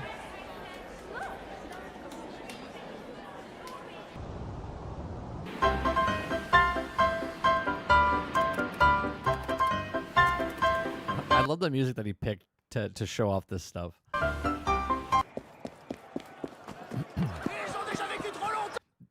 I don't care what you say about Assassin's Creed. I remember playing this and being like, Holy Christ. I used to just walk through the people because the way you would push them out of the way. Nous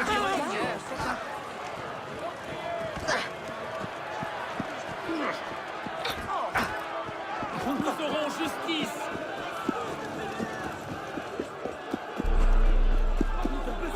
Écoutez-nous.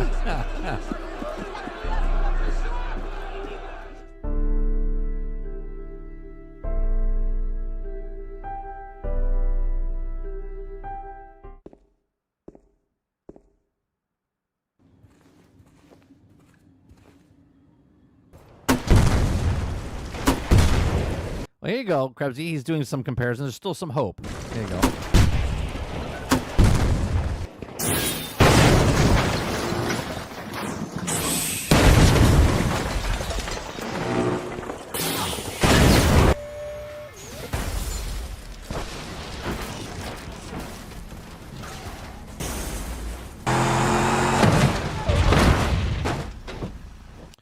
What game is this? What game is that?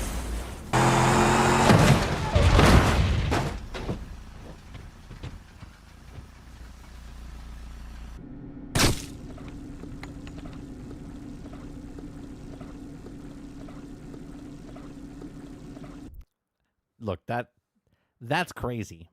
2002, you shoot a bullet into the fish tank, and the fish tank starts to slowly drain out. Now, the question is, does it drain out to that point and then stop?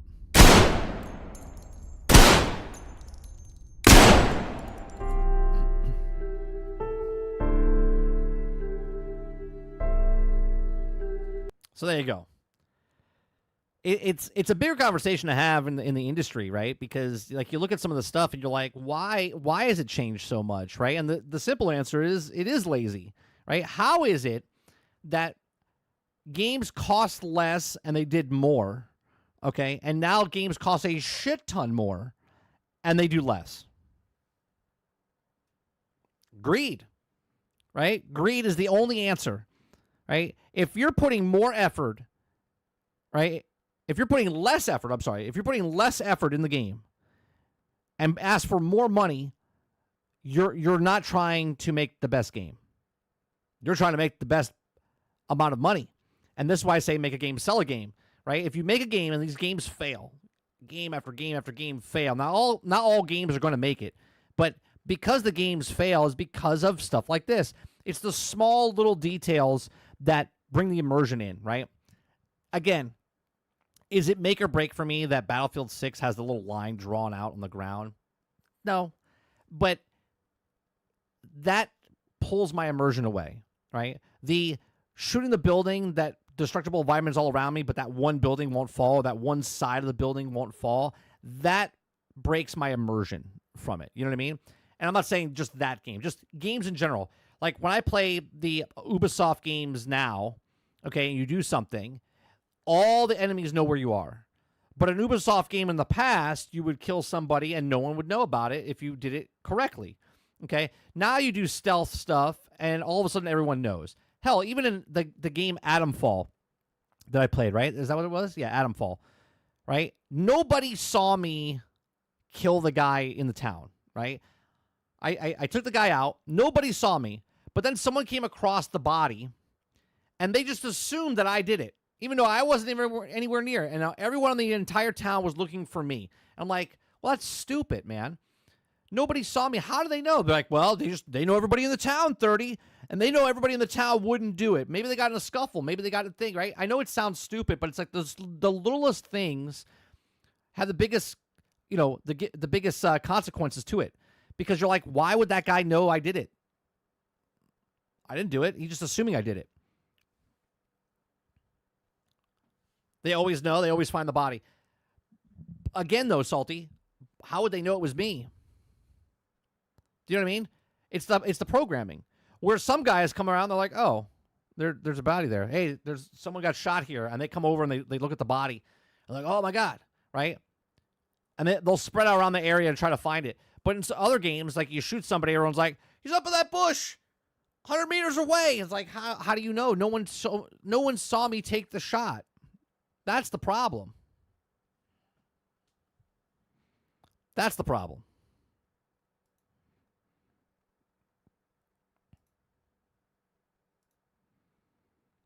All right, let me see what's going on if we have another story or two that I can go over.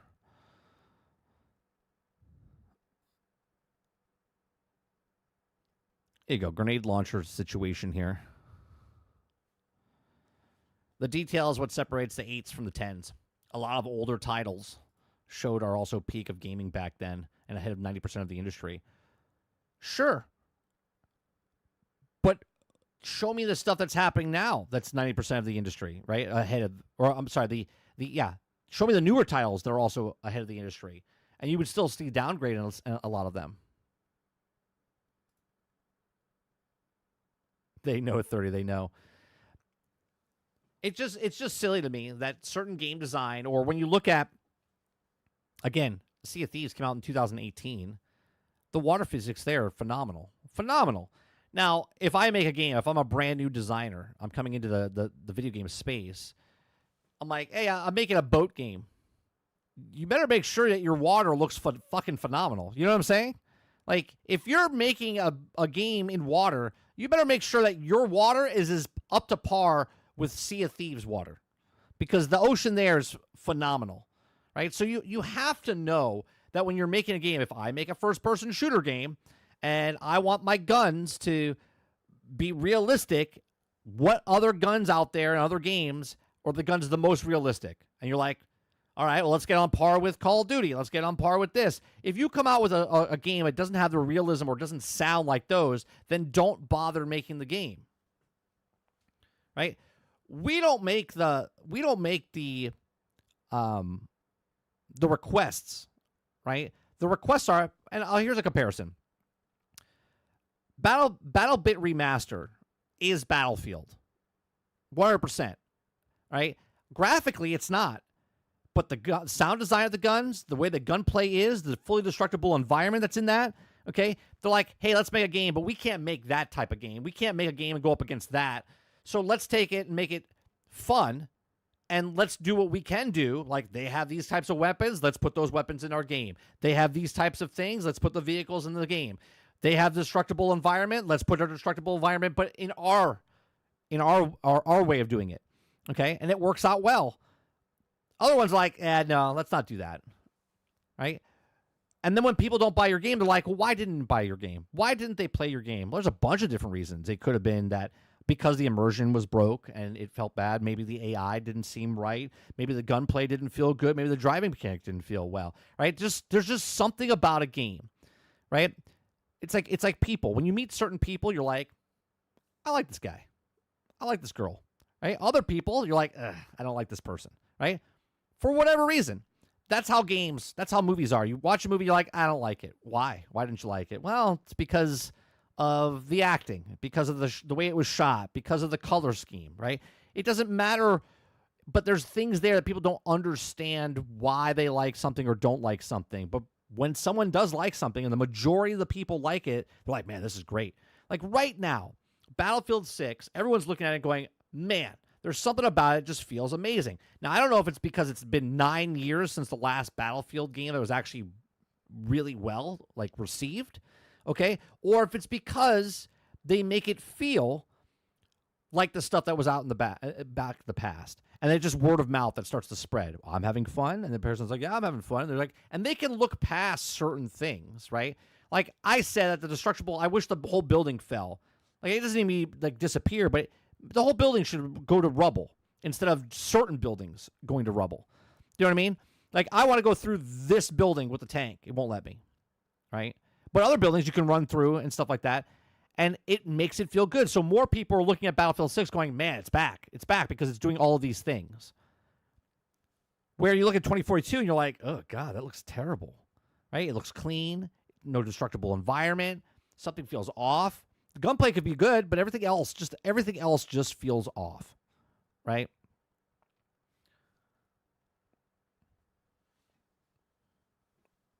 Salty says, and this is why Rockstar are still at the top. Yeah. Because Rockstar just keeps hitting the strides of what we did before, we got to do better, right? Can you imagine if in Battlefield 6, or I'm sorry, in Grand Theft Auto 6, a lot of sixes, right? If Grand Theft Auto 6 has a horse in the game, right? Has a horse in the game. And all of a sudden, you grab the horse and it looks shittier than it did in Red Dead Redemption. 1 or 2. You'd be like, why did you put horses in the game if you weren't going to make the horses look as good as you did in the last game you made? Right? You see what I'm saying? Like, we didn't set that standard, but it would take us out of that moment if all of a sudden you looked at the horse and were like, something's off here, right? If you look at the car and the detail of the cars and all of a sudden you got the new game and the cars didn't look as good as the last cars, you'd be like, well, what the hell? They don't have to look extremely better, but they got to look as good, right? I don't think anyone's doubting that Grand Theft Auto 6 is going to come out and not maintain what they did in Grand Theft Auto 5, if not blow it away. What's going on, Alturn?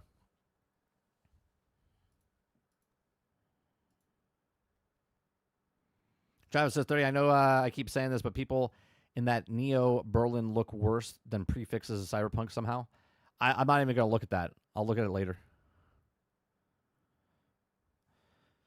Yeah, imagine the horse balls don't shrink in GTA 6. That's the deal breaker.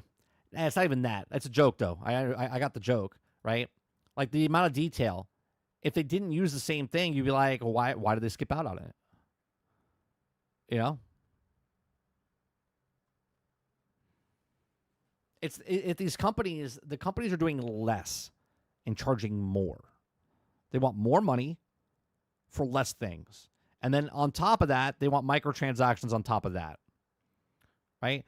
So let's look at it this way.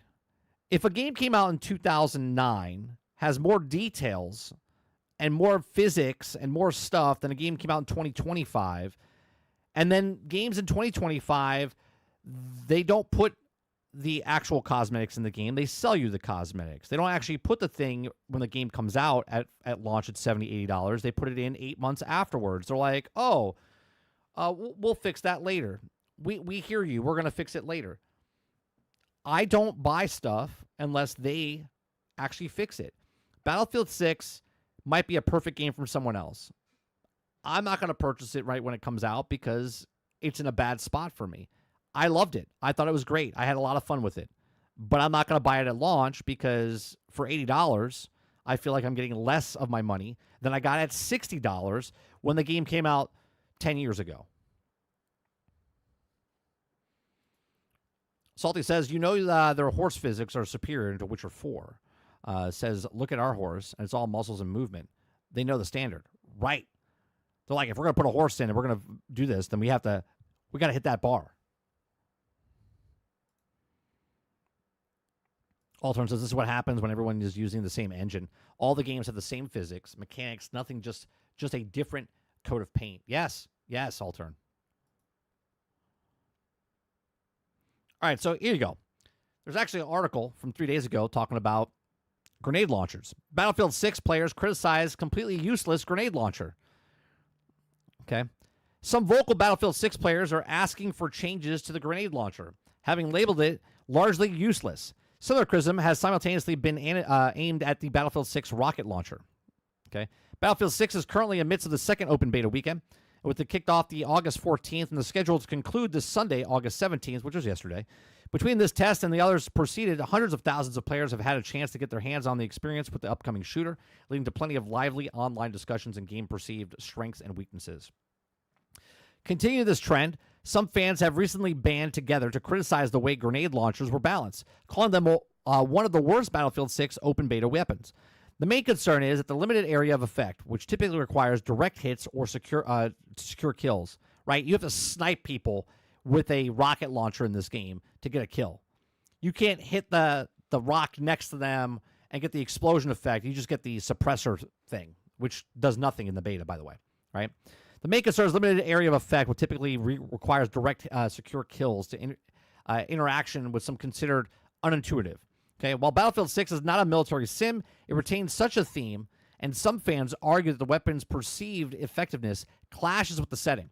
In a recent widely circulated post, Reddit user, a nameless 908 called grenade launchers almost completely useless while comparing it to a spitball pen. Right.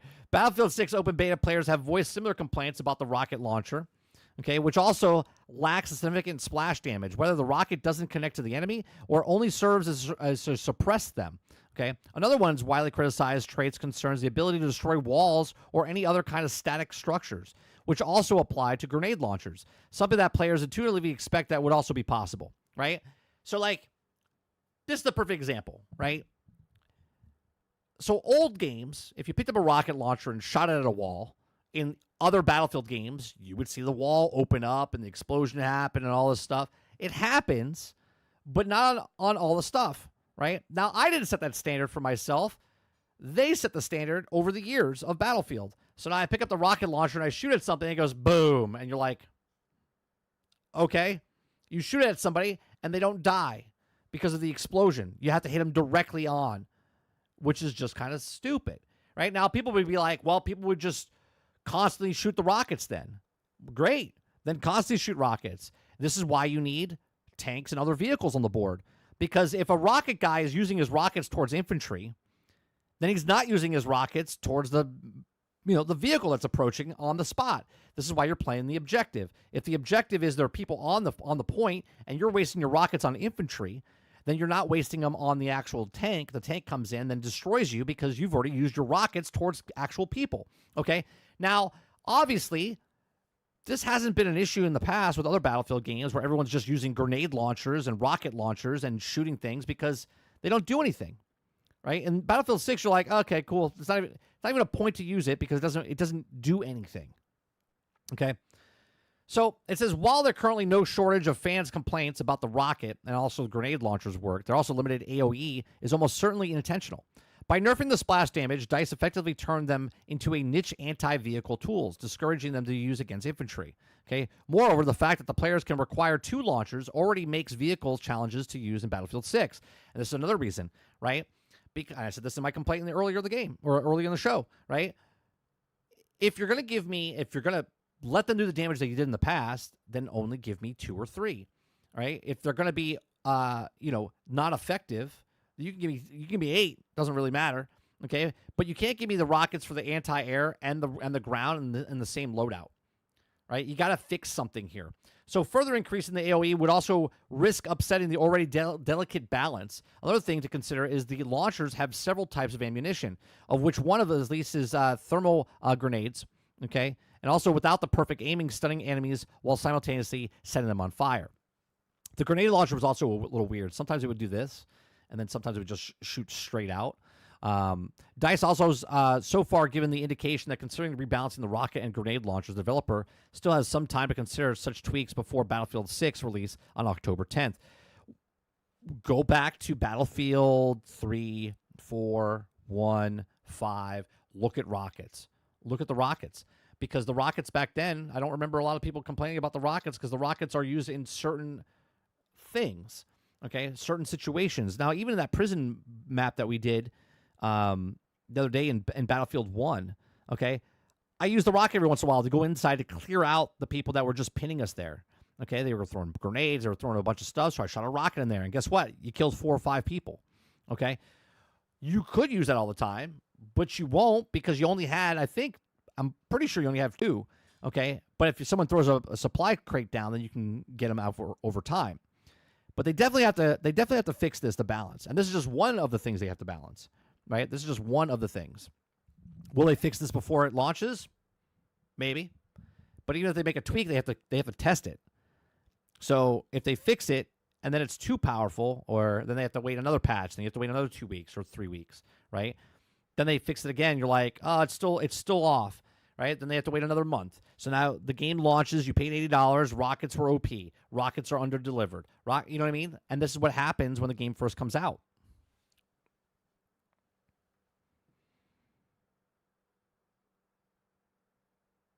You can't convince me that explosives didn't get balanced for BR. You said that last week, and I agree with you. I agree with you last week, and it's actually a possibility of that's why they're doing it. That would suck. Because then we could have a whole other conversation of like what they did in Destiny when they nerfed weapons because of the PvP. It's like just separate them. Separate what happens in BR and what happens in the regular Battlefield. If they're nerfing rocket launchers and stuff because of the BR, then they better separate what's in the BR and what's in here, especially since they're 2 completely different game modes. completely two different game modes. So if the rocket launcher is weaker in Battle Royale than it is in the regular game, then make it happen.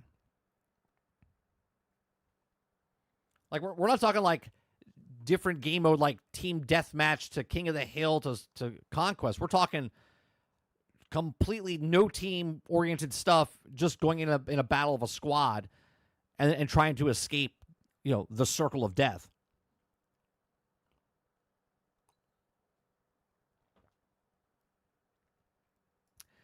Eclipse says, I think that's why there are different launchers, so they can do that. Hopefully. Yeah, there should be different values for things in both modes. Oh, but wait, it's EA. I hope they don't do that. I hope Krebsy's wrong.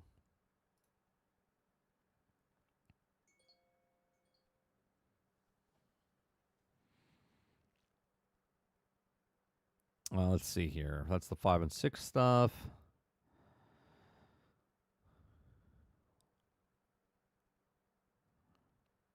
We got this one.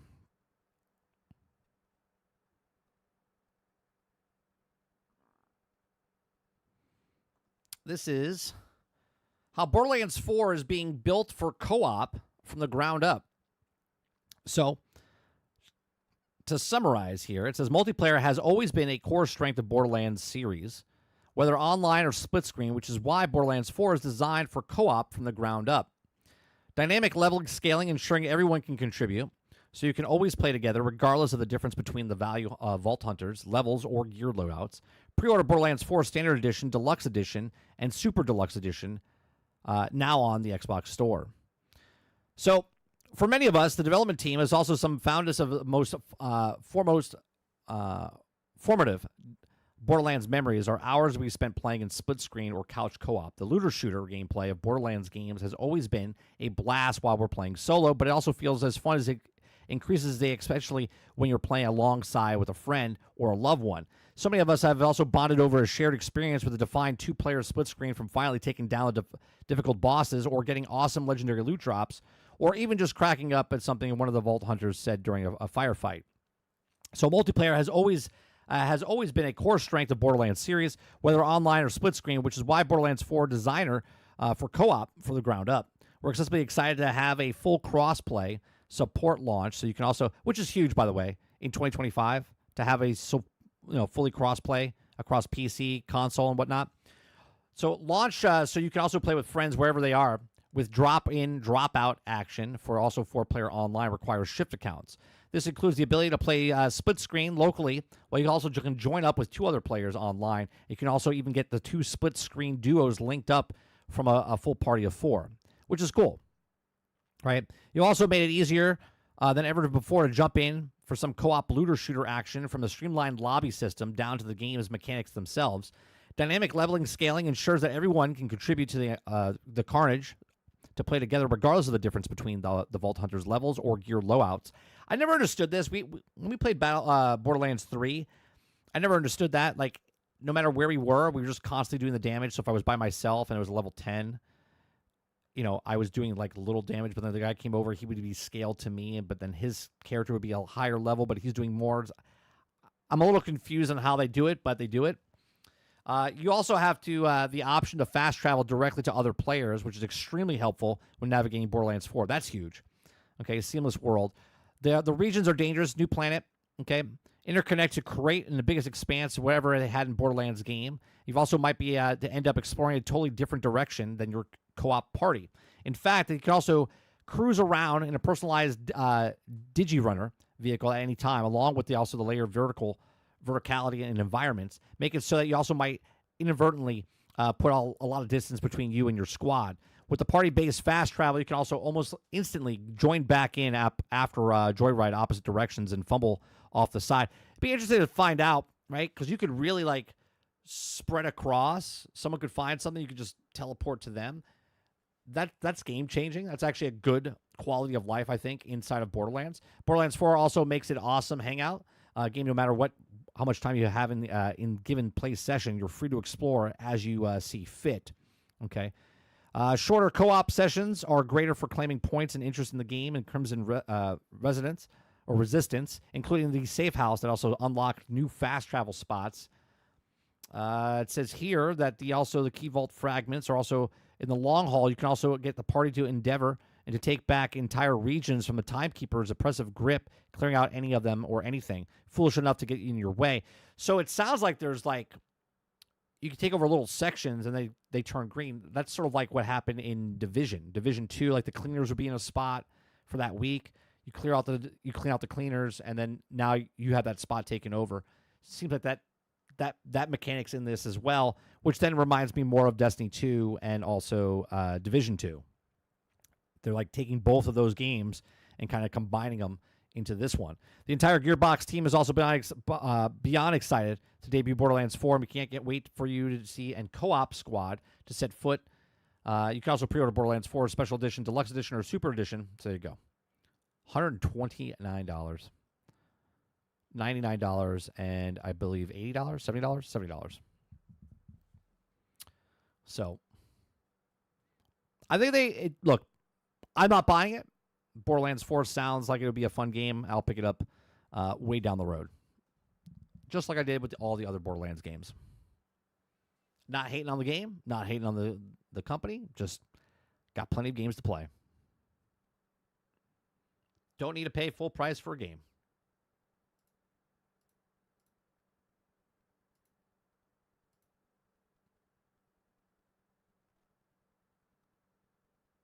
I think that's about it.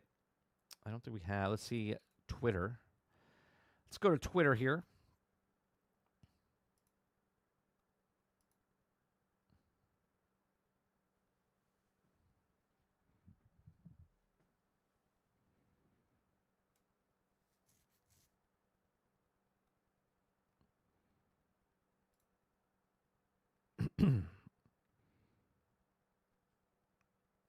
All right, how long is this video that you sent me here, Travis? So we got a brand new... Oh, that's from Reforge. All right, let me see this.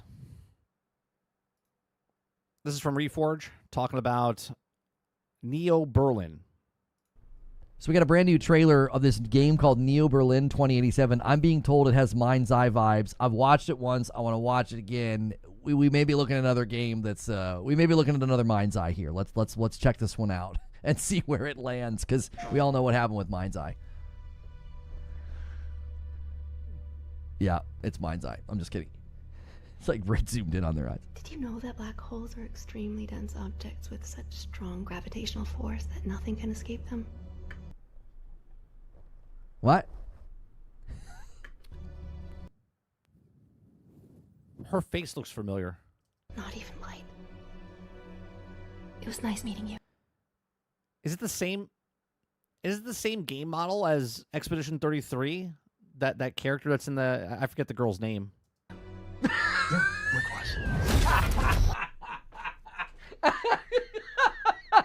That's great.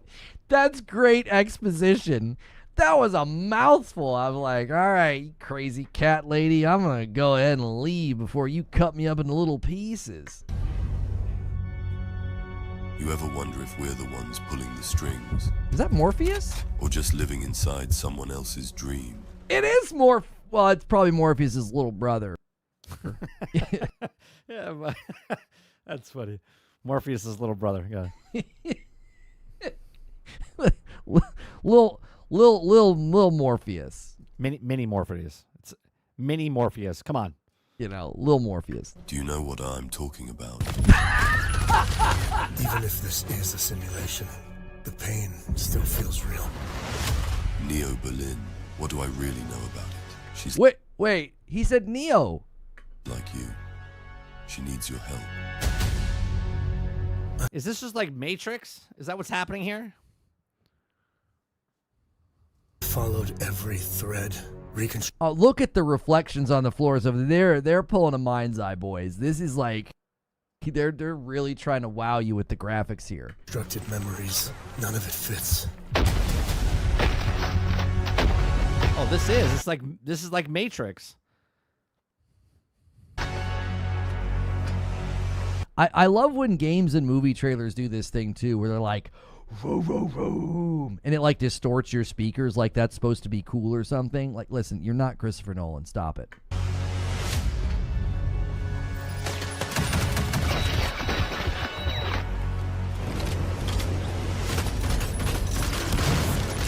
Yeah, so this trailer claims it's gameplay. This is not gameplay. This is simulated. This is exactly what they did with Mind's Eye. All these really quick clips that are not genuine gameplay. You think you're solving the case. This is so much bigger. What if the case is you? See, I would rather watch this trailer without Reforge talking about it over it, because he's swaying me into thinking the same exact thing that he's saying.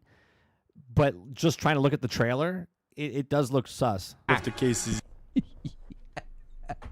What if the case is you? What are you? What are you? What are you? That's my new case. That's what I that's what I want to know. What are you? Are you a human? You.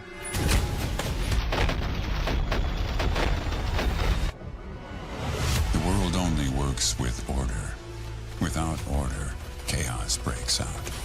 See, when they show gameplay like this, I wish they would put the actual HUD on there, right? Because when they don't show the HUD, it looks kind of sus as well. Okay, I'm really starting to think that this was made by AI. Somebody told them, it told AI, make a game trailer and a game inspired by The Matrix and like all these other sort of futuristic dystopian videos and movies, right? With a little bit of dash of Max Payne. It's out of balance and we must restore it. Do you understand that, Nolan? Yes. It's like you said, Max Payne, Dead Space, Matrix, like zombies, like what? The Vampire Hunter. Like, quick, cut it. Yes, cut it again.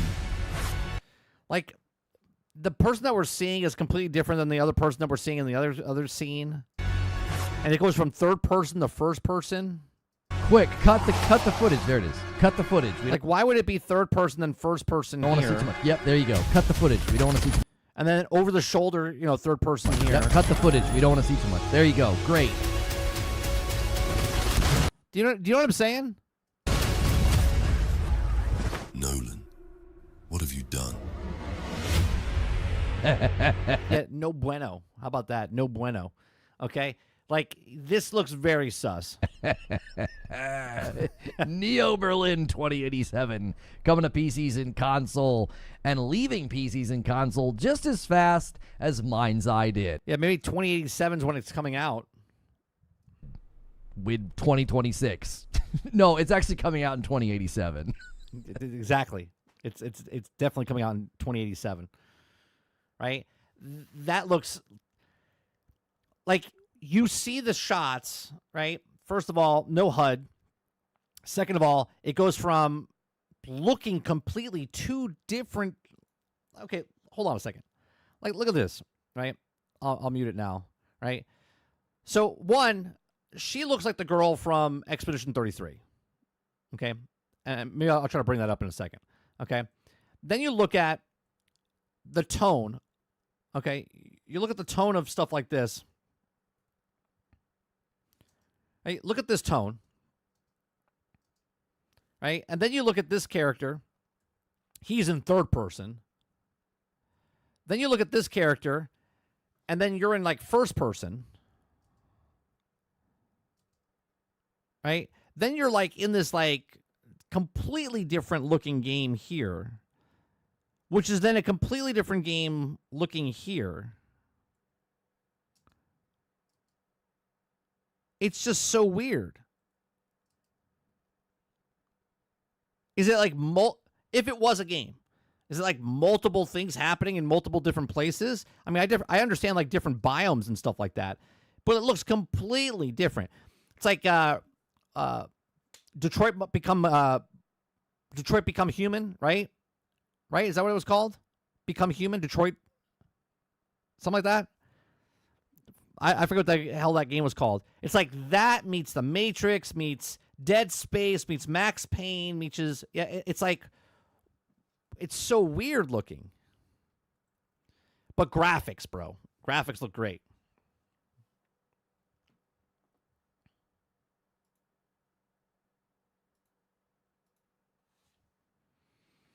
It's how it started with Outlaws and Mind's Eye. Yeah.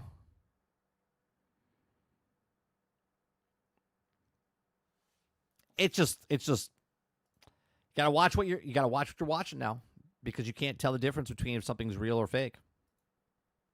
I mean, we can. The internet will tell you. Right? The internet will tell you.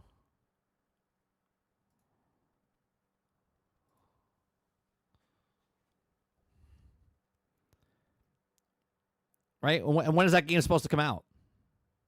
If it is a game.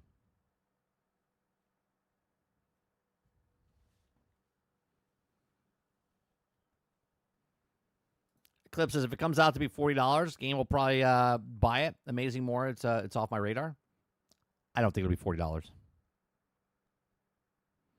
Z says it started with the excitement over Unreal Engine 5, and then the Matrix demo, and they haven't created a game, a real game since.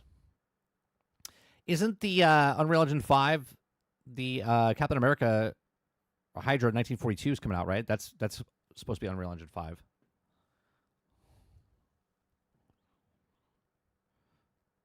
Altern says it looks interesting till they showed like 4 games inside of one game, and then it looked fucked up. Yeah, it looked weird. Remember when TV was just blurry mess and small dots was enough to prove there was alien invasions and starting? I used to love that, Ray, when you used to go to Best Buy or any of the stores, and they would have the screen, and they would show you what like 720p or 1080p back. We're talking 1080p days, right? They would show you 1080p, and they would show you that you have been watching a blurry mess your entire life, right? It's like someone smeared Vaseline on the screen. You're like, what are you talking about? It's like, I did not watch television that was that blurry. They're like, nope, you watched that blurry. This is what it looks like now. And you're like, okay. Now they do the exact same thing.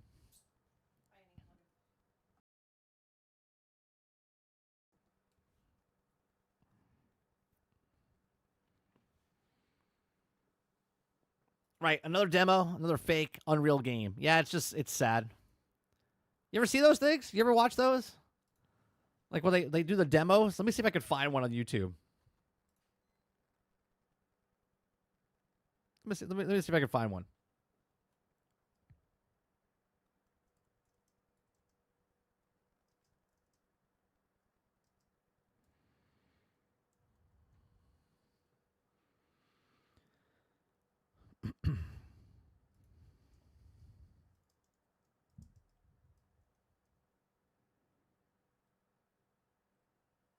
No. I can't find it. All the ones I when I type in stuff, it just says. You know which one I'm talking about, though, right? Like when you go into Best Buy or Target and they have a TV and they're like 1080 to 2K, and they show you, and they're like they that thing that goes across the screen to show you like the difference, and they show you that like 1080p was just a blurry mess.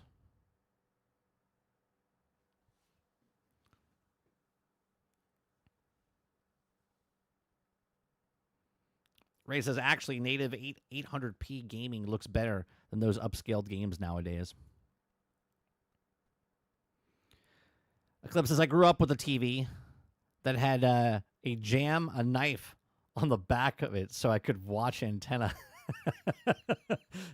I know exactly what you're talking about. My television set was the size of my iPad, like the screen, is a black and white television set for my very first TV, and it had an antenna on it. And I would have to literally sit, like I shit you not, like it would have to be like this close to me, okay? And if I moved back a little way, channel 3 would just start staticking and go static. So I had to hold the antenna, because as you touch the antenna, it's going through your body as an antenna as well, and it got better signal, right? So then I had to get like tin foil to wrap around there so I didn't have to touch it anymore, right? 100% understand what you're saying.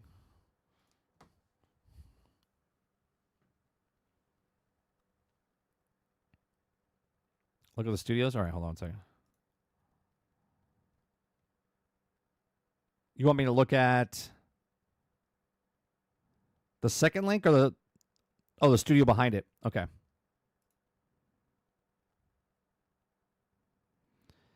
Asylum Studios. Oh God, do they make mobile games? Do they make mobile games? These guys are coming out with that game.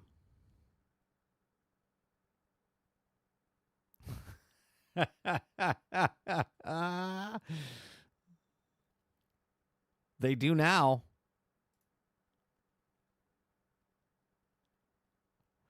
Yeah, no.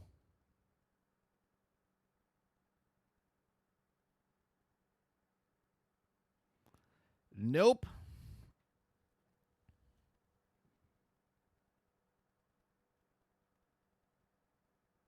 Jesus Christ. What's the other thing you sent me?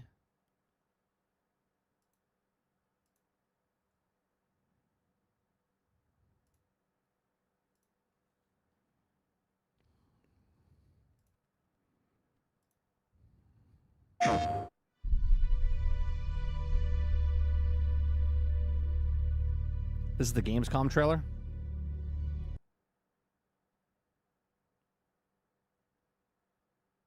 Oh, this is the same trailer we had. Yeah.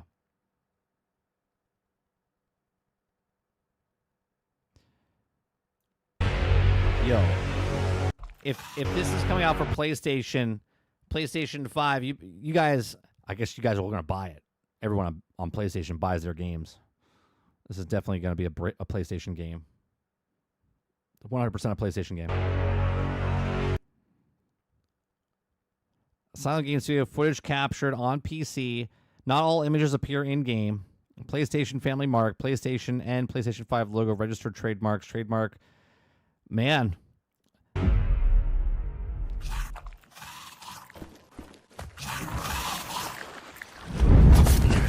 Yeah, all of a sudden you're a vampire hunter, huh? PlayStation.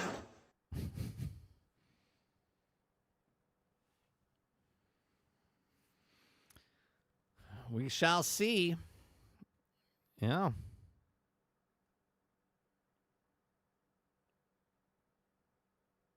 We shall see.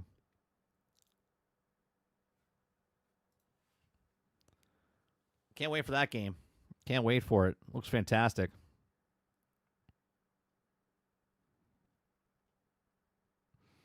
Oh, what is this? David Jaffy. He has a video. Hold on one second. About Battlefield 6. Okay, let me see what he's got to say. All right, I need help figuring out why I've lost interest in Battlefield 6. Last weekend, I loved it. It's because you're old. I don't know if that's the reason. Obsessed with it. I was sad when it went away. I haven't felt that way about kind of a beta or a whatever marketing test in a very long time. And I was very excited to get up Thursday and play. I think a lot of things have to do with the hype.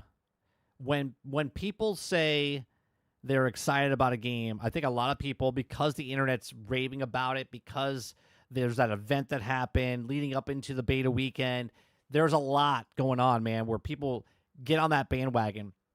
It's almost like when you're watching a sports team that you have no interest in, right?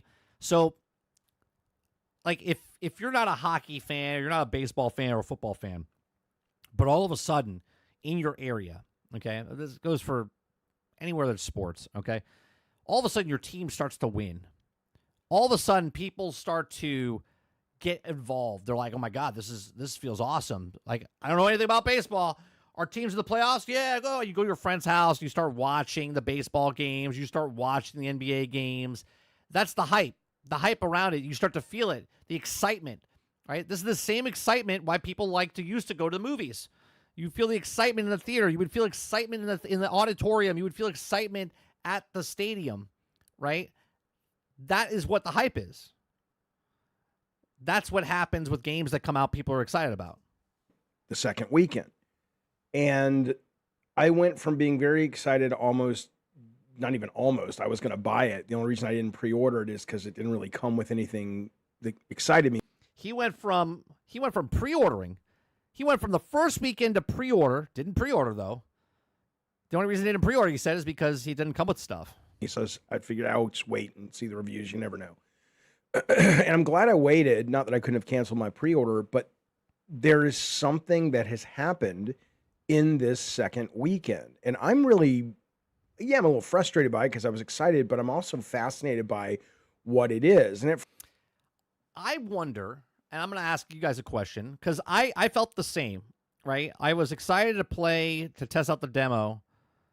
I call it a demo, right? And I played weekend 1, and I played weekend 2. I think I played more weekend 1 than I played weekend 2, right? Because I only played to get the things completed this time. There was only 3. So I played it. I enjoyed it. I wouldn't say I liked it less than I did the first week, but I wonder if a lot of people are already burnt out because they loved it so much. Remember another game that did this? Another game that did this was Outriders. Outriders, and I'm not comparing this a 1-to-1. I'm just remembering Outriders beta came out, and people were obsessed with Outriders. They were playing Outriders and grinding the beta like it was a game that was coming out and like their saves were moving over, right? They just kept playing Outriders and farming bosses, and it was just like this ravenous like thing that was happening, and then no one bought the game. No one bought the game because they were like, I'm good. Right? They burnt themselves out on the hype. Yeah. First, I was going to let it go because I thought, well, it's probably just because people have played a lot more now. They're better. Like, I couldn't see enemies that well this weekend. I understand I'm not very good at these kind of games, but I mean, I was getting one-shotted or at what seemed like one shot, but then the damage readout would say I'd gotten hit 4 or 5 times. I would hit guys clearly more than that, and they wouldn't go down. And it sounds like he's complaining exactly the stuff that I was complaining about. And again, it really felt like last week was that real nice sweet spot between going, it's not run and gun like Call of Duty, but it's not like Rainbow Six or SWAT where every corner. Yeah, it comes out August 26th, Sarge. 26th? 21st. I think it's the 21st. Could be death. It was this nice little blend. And this weekend, I'm just kind of like, what the fuck is going on? Even when I try to play very carefully, I'm like, where did that guy come from? Boom, dead, right? And it just lost a lot of its thrill for me. But that was happening last week too, Jaffy. That was happening the same as last week. But you weren't paying attention to it because you're like, oh my God, this is so, look at the buildings falling. Oh my God, did you see the tank? Oh, this is so much fun. The exact same thing was happening week 1 than it was happening in week 2. Me. And so, like I said, at first I thought it was me. And then I saw this tweet last night from Battlefield Intel, and they were asking people, are you going to buy the game or what do you think or whatever? And even though I still have some issues, I would still prefer to play this over COD. So yes, probably not sure. I couldn't even get into the beta to run, so I'll most likely wait for the inevitable discount. Another person says, I don't know, weekend 2 of the beta kind of buzzed. And to be honest, the controller settings menu is terrible. It's horrendous. Horrendous.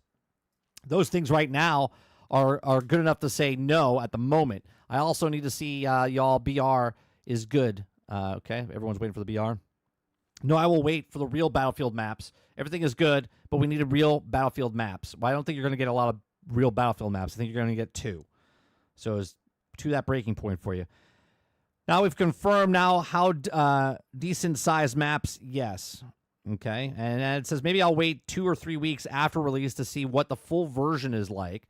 And that says does seem like they're also listening to the players.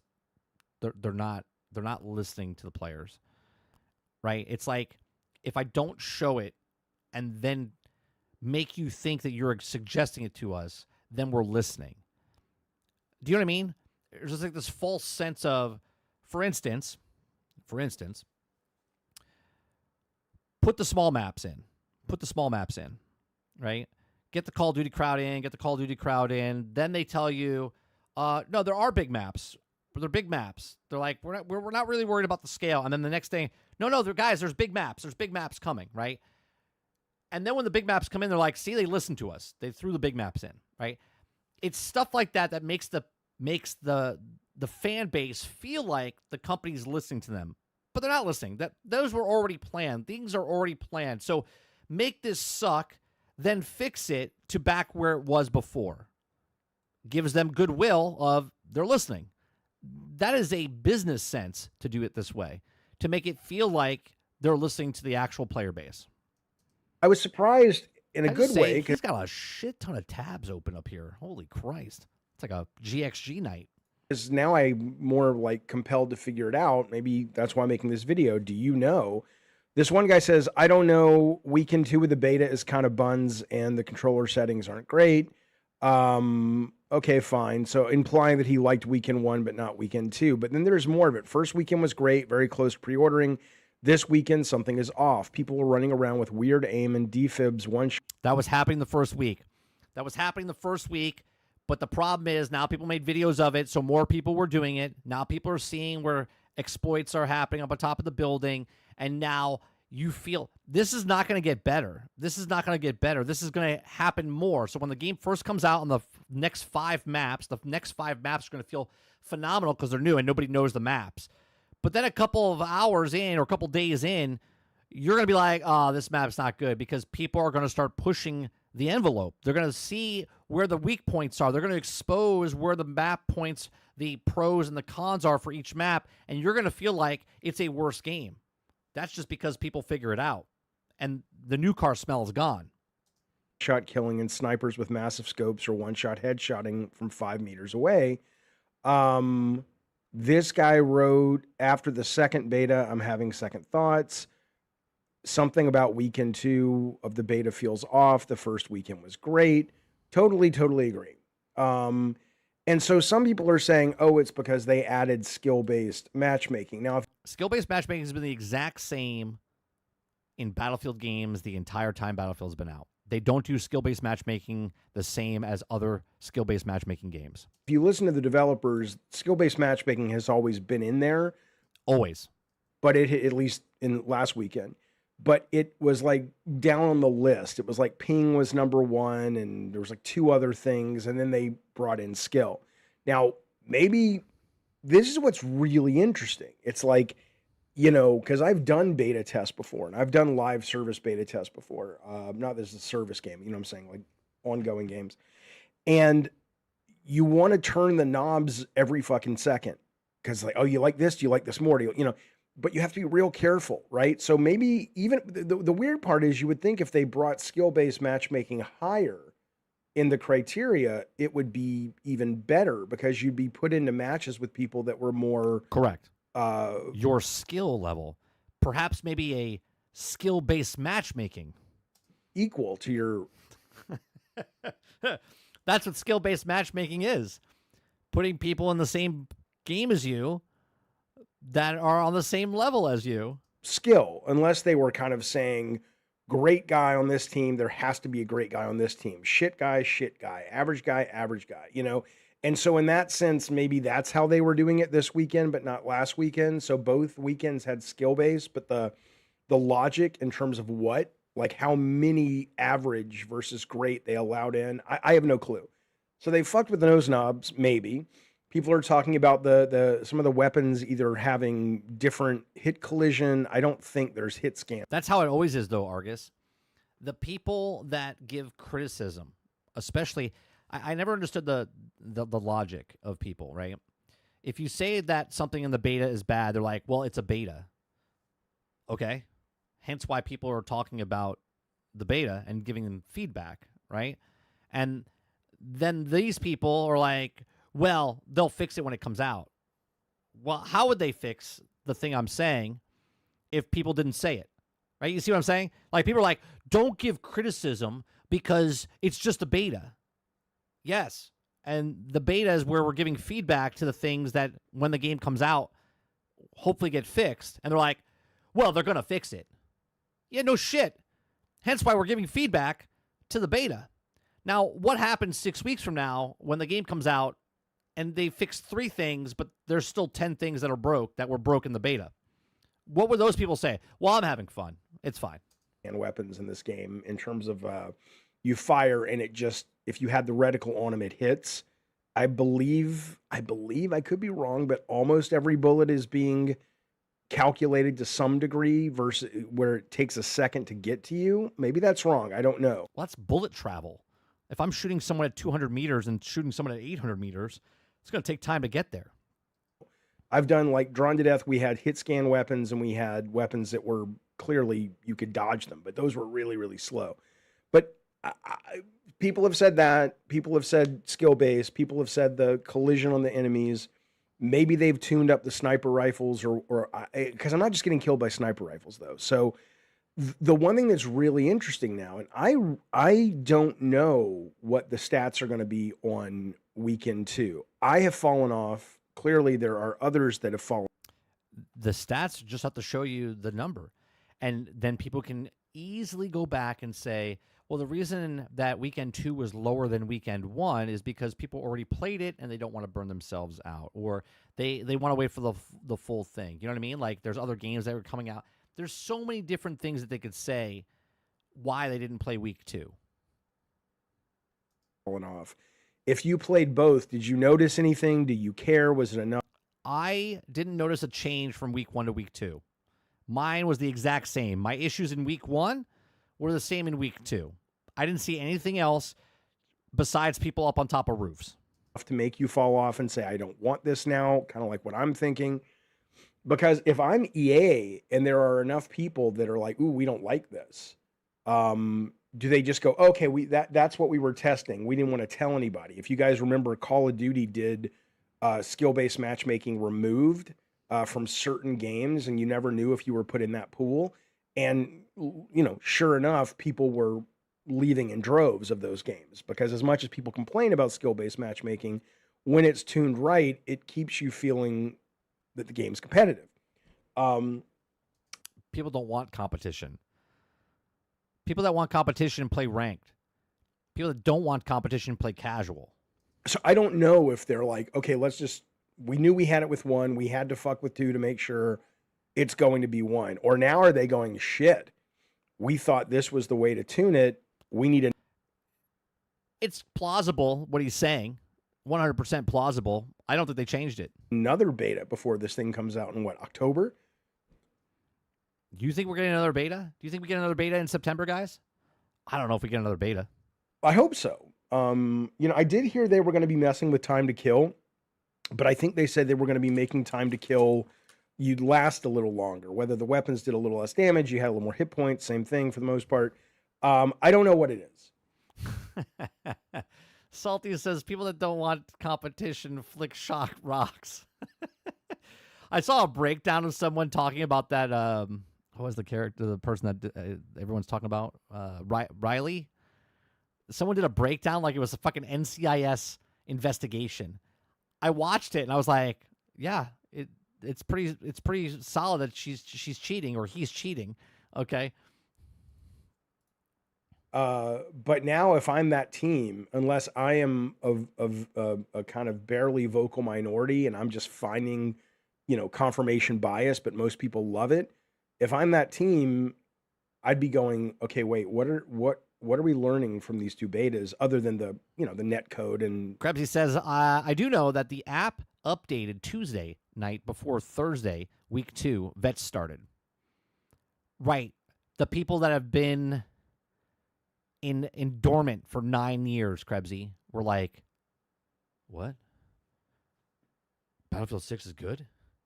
And then they came out of retirement and they got into the game and then just got their asses kicked. Not, they didn't get the asses kicked. They were ass kicking. You know, the server hits and all the shit that is just, you know, pure technical, but at a design beta, level. You're saying beta started. not vets. See, I took it as you're saying the vets, like the old Battlefield guys didn't play it until the week 2. They're like, I don't want to trust it. I'm not going to play it. I have to hear more good things.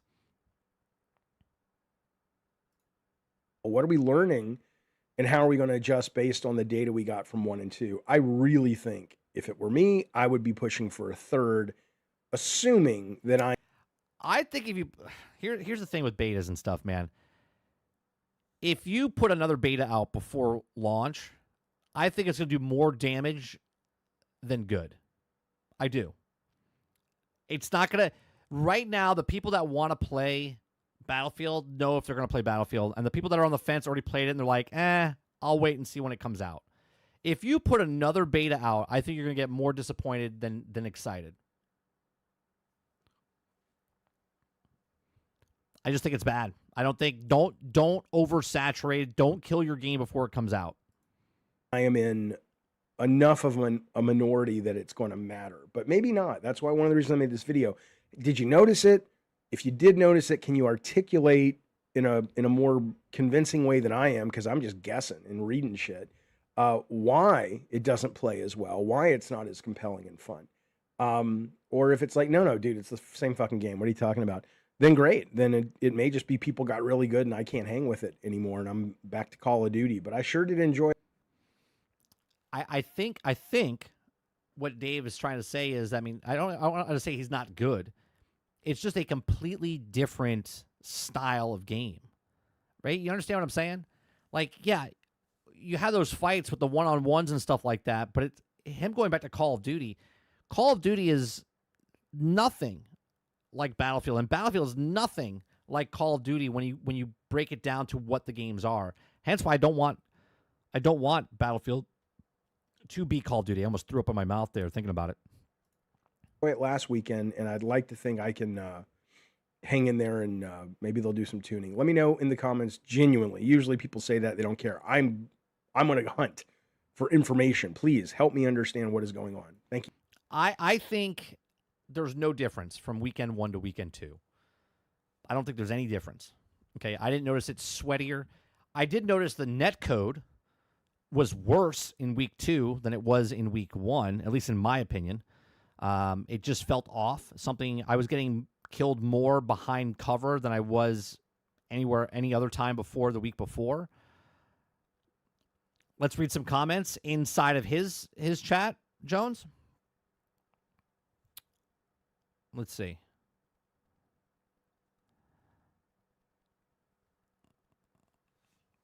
Let's go on, Drummond. Drummond says, do you think that Dave from the video with his hair looking at his hair is lost a lot of sleep playing this game? Maybe. Maybe he burnt himself out. All right, so here's the first comment of the thing. I felt the same way. I get the impression they've made some back-end changes in the game's tuning in online connectivity. Also, it could be people have also forgotten to use the map and develop strategies and more effective. This is also to say it definitely feels that they're playing COD more than Battlefield, and constant dying really gets tiring. All right, well, let's just take that first comment. The first comment is if people are playing like COD and they're dying and they're not reviving people and they just take the ticket, they're going to lose real fast, right? And if they lose real fast and they come back in and there's no strategy, you will get killed faster because you're maybe spawning in on a spawn beacon that they're already being taken over. You're not looking at stuff. You're just clicking on the actual person, right? Oh, that's another thing I forgot to mention. The map, when you have to get back in the game, holy Christ, they need to fix this, right? Because if I can only spawn on A, B, C, D, E, if we take it over, right? Or I can only spawn on my players, why is it that I can pick anywhere on the map? Why does the cursor need to go anywhere else on the map unless it's on the cursor that's on the thing? I should be able to just constantly just go to the thing that I'm actually going to pick, because it was so annoying trying to get back in the match because the thing wouldn't click. It wouldn't click. For some strange reason, you have to come off and then come back on. And I'm not talking about the timer. When the timer's done, you're like, okay, I can get back in. But the thing wouldn't close in on the actual point you were picking. Let's see. One thing I'm definitely noticing is the hit registration issue. This didn't exist in weekend 1. Yes, it did. The hit registration was 100% in week 1. The M433 of the SGX felt super snappy, but now I feel like I'm also dumping half of my clip into a guy. That's exactly how it was week 1. Markers before I ended up being on the dead one. Okay. This is the correct base tweak of actual hit registration 1. One more inclined to believe it in former, but who knows? Okay, another one says they're going to be tweaking the TTK and the weapon balance throughout the life cycle of Battlefield 6, so I wouldn't worry about that too much, especially during the beta. They shouldn't be messing with that a lot, but anyway. I think the bigger issue has to be more with the server latency, leading to a belated deaths beyond cover or hard cover. Yeah, this right here will be a massive issue when the game comes out. Mark my words. The latency of the netcode or whatever will be a problem when the game comes out. He says, oh, wow, I thought this was alone. I felt like that was today. I was dying so fast, and there seems to be less people reviving or playing objectives. I felt the exact same across the board. Aku says TTK isn't an issue. It's the hit registration. It's missing information now and again. I'm gonna say I disagree. The TTK is wrong, and it might be because of the hit registration, but there's something wrong with the TTK.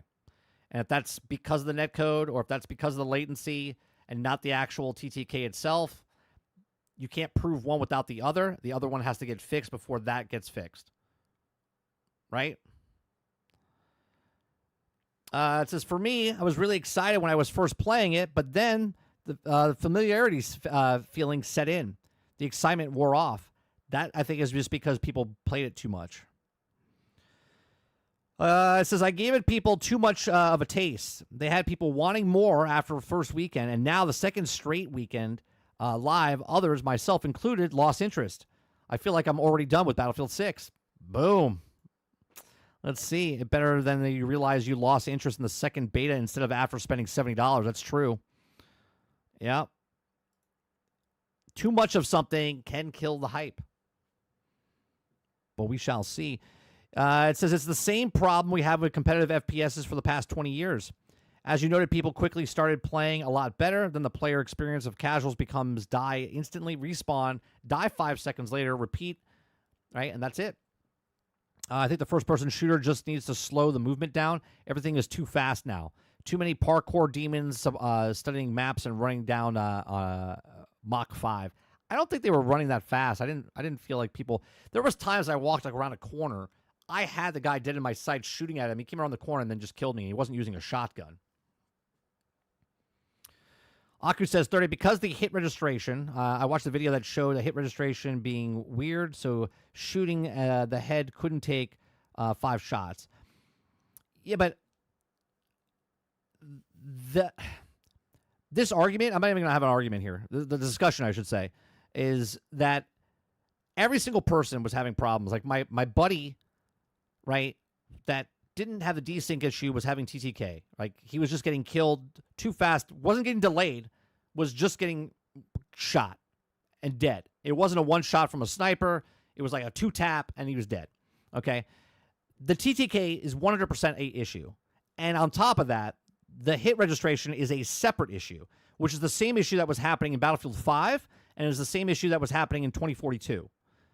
Happening in here again. You'll hit a guy a couple times, and nothing. Doesn't register, doesn't do anything. And then, the other times, it works perfectly fine. But Battlefield 5, 2042, and now Battlefield 6 all have the hit registration problem. People won't notice it until later. They had glossy. They played the game with bottle glasses on, right? Where all of a sudden they look great, but there's problems with the actual netcode. There's problems with the actual TTK. There's problems with the actual registration. Let's see here. For me, the netcode felt bad in all the betas, but only for last week. I turned up the damage log and I noticed that a lot of the client hits not registering on the server. My ping is usually around 42 milliseconds, a weird fiber connection. On a wired fiber connection. Been playing Battlefield 6 all day. Game is fun, but it needs a lot of tweaking. Same experience here. I loved weekend 1. Have no idea what changed, but something did. Your hype. That's it. The hype. Oddly, I felt the same. Went from pre-order till I'll wait for a deep sale. I've got back into Battlefield 1 and just a better Battlefield experience. That's how most of it I think is going to go. I think that's how most of it's going to go. Altern says, yeah, TTK is an issue. Registration is shit. They also use the same netcode from 2042. I played 2042 this weekend. It plays the same. I saw someone in the instant death. I saw a clip on Twitter saying that also that is a slide is messed up and your weapons bloom is spread. Oh, I didn't even bring up. See, there were so many things that I had issues with. The bloom effect is actually a problem as well. I think someone said it in the early of the show, and I totally forgot to talk about that. Yeah, the bloom effect is another problem, right? Jack Frag showed it on controller when you fire. If you just held the button in, it would go up and then cluster up above. And then if you played on the PC with mouse, it would also go up. It would go up higher about, I want to say about like a foot, and then cluster. So both of them go like, but this one and the controller would go up a little bit and then cluster, and then or bloom, okay? And the other one would go up and then bloom, but more sporadically or whatever. Aku says, here's a video. All right, let me see what this video.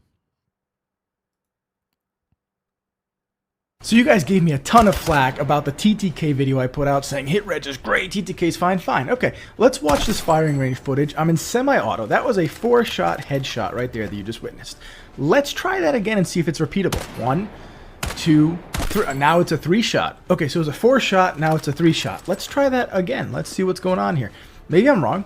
2, 4, 6, 5. I'll benefit of the doubt. 5 shots. That was 5 shots for the headshot. So in 4, then 3, then 5. We'll try one more time. Oh look, that bullet didn't even register. 1, 2, 3, 4, 5.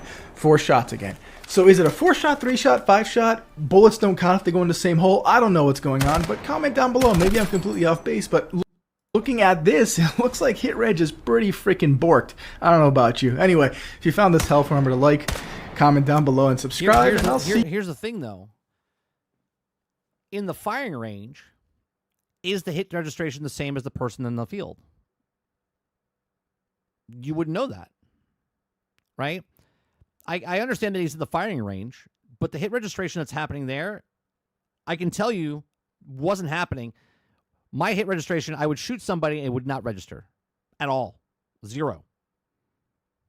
Which happened in 2042, which happened in Battlefield 5. Well, of course the hit registration is messing up the TTK. That's why I said the netcode is the hit registration, and it's also the TTK. The TTK would be messed up if the hit registration was happening, and also if the netcode issue.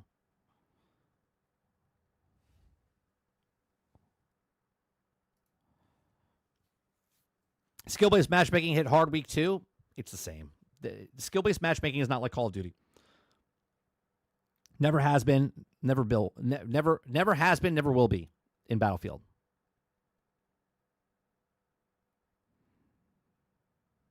It says, I enjoyed it just the same as week 1. I'm pretty sensitive when it comes to skill-based matchmaking. It felt the same to me. I think it's a simple case that players becoming better at the game and knowing the old maps. Some of the new maps played bad in certain modes, like Russian Empire. Yeah, Russian Empire State was horrendous.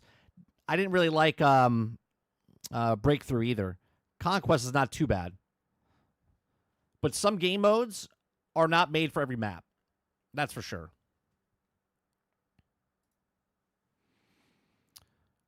A shorter TTK can make the latency issue worse if it is claimed. Sarge says, the kind of latency issue with the netcode should have been a #1 priority to get it handled. It's been years. Priority and also great gunplay should be the focus. Altern says, so which team did the firing range and the same team as the BR, or the same team as a single player, or the same team as the multiplayer? It's a good question, Altern. I don't know. I would assume yes. You have less latency because less is going on. Now add 32 to 64 players. I think the netcode is basically being DDoSed. Well, if that's the case, then you're going to be just like X-Defiant. Their netcode was shit 6 months before it came out. 6 months before it came out. And X-Defiant was closed 6 months after it came out.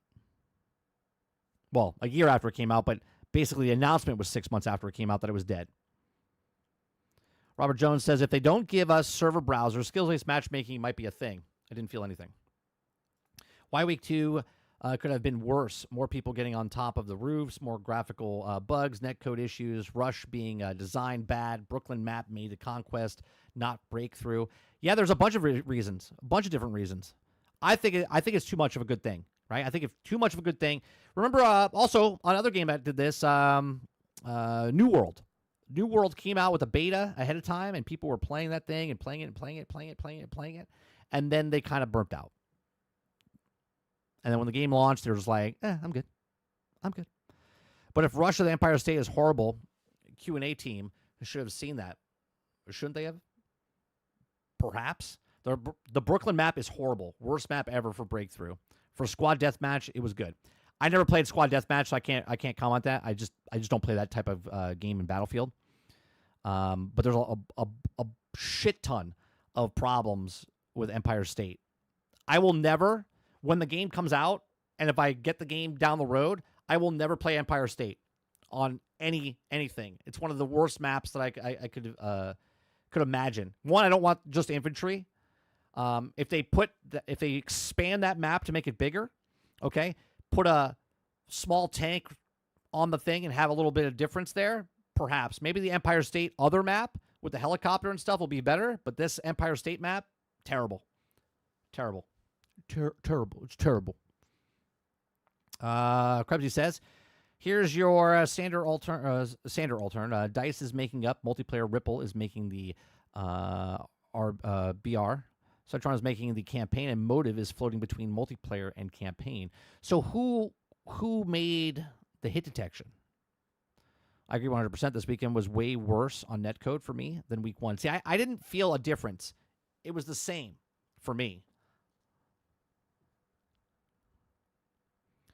King of the Hill was terrible on all maps. Errors were also poorly planned and attached to the defense.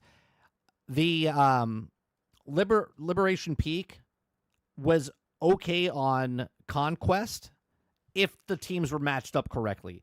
But I swear to God, 90%, 95% of the time, okay, I know I'm making numbers up here. It felt like an absorbent amount of time every time you got on that match, if it was a Conquest map, not a breakthrough map, that it'd be swayed one side or the other. You would be pinned into, if you were blue attacking on Conquest, well, I say attacking, but if you were on the west side, you would get pinned in there faster than if you were on the east side. Now, the east side would still also get pushed, okay?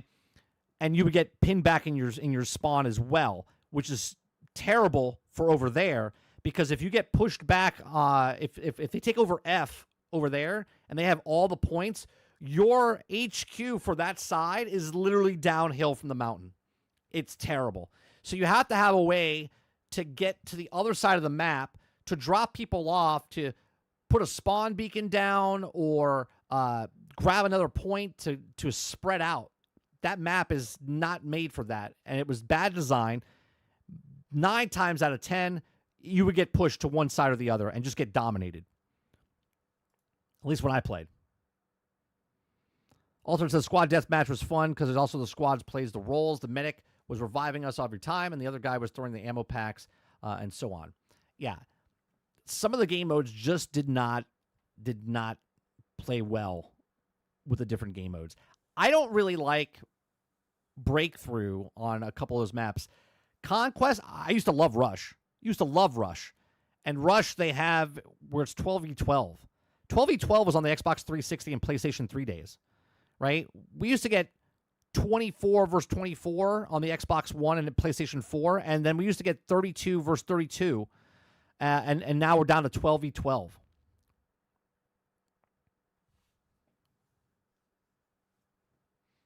Altern says, no weather also makes the game super stagnant really fast.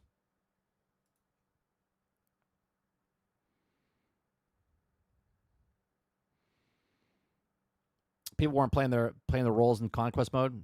Yeah, look, I understand the new car smell is going to happen. When the game comes out, people are going to be like, look at these numbers, man. Look at the sales. The sales are going to be great. But then it's going to dip real fast. And the people that are going to come back to that game are the people that always come back to Battlefield games. The same player base. Sarge says, new gen, less people, netcode still sucks. Rush got better, in my opinion, with the reduction of the MCOM burn time. I don't like that there's less people on the map, Aku.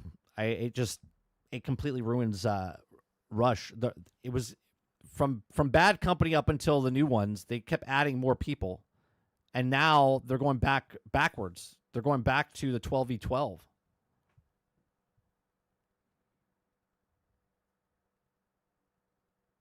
Yeah, I didn't really like playing the Rush mode this time around.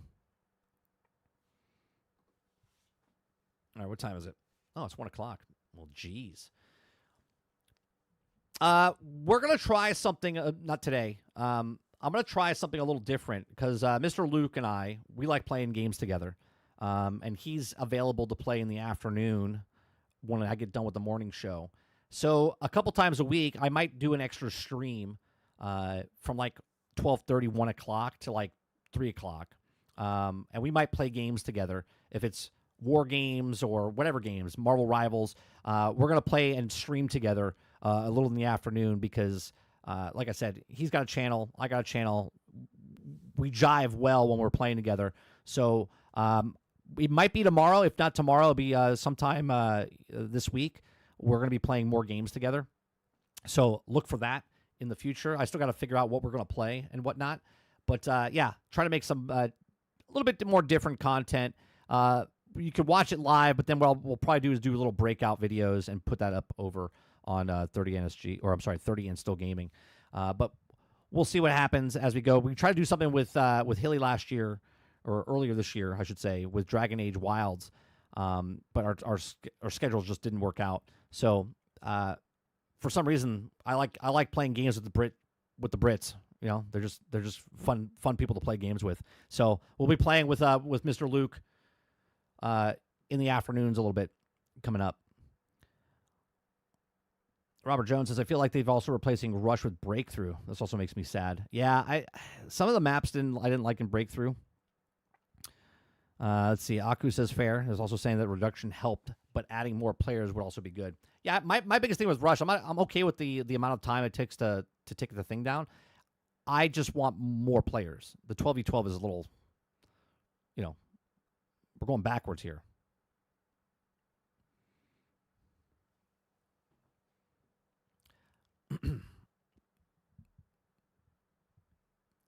Get Bravian? Who's Bravian? Oh, are you talking about the guy who switched over from you're talking about the guy who switched over from PlayStation to Xbox and everyone lost their mind? Sir Bravian? Is that what you're talking about?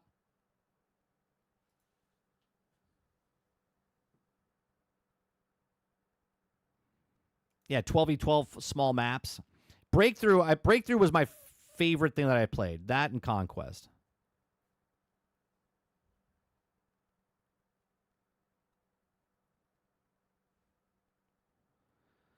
All right, chat. 1 o'clock. Was it British slang? We're going to get done for today. We'll be back we'll be back tonight. We're going to play some Brav is just Brit for brother, I think. Okay, there you go. Well, Sarge will go play in the evening with us,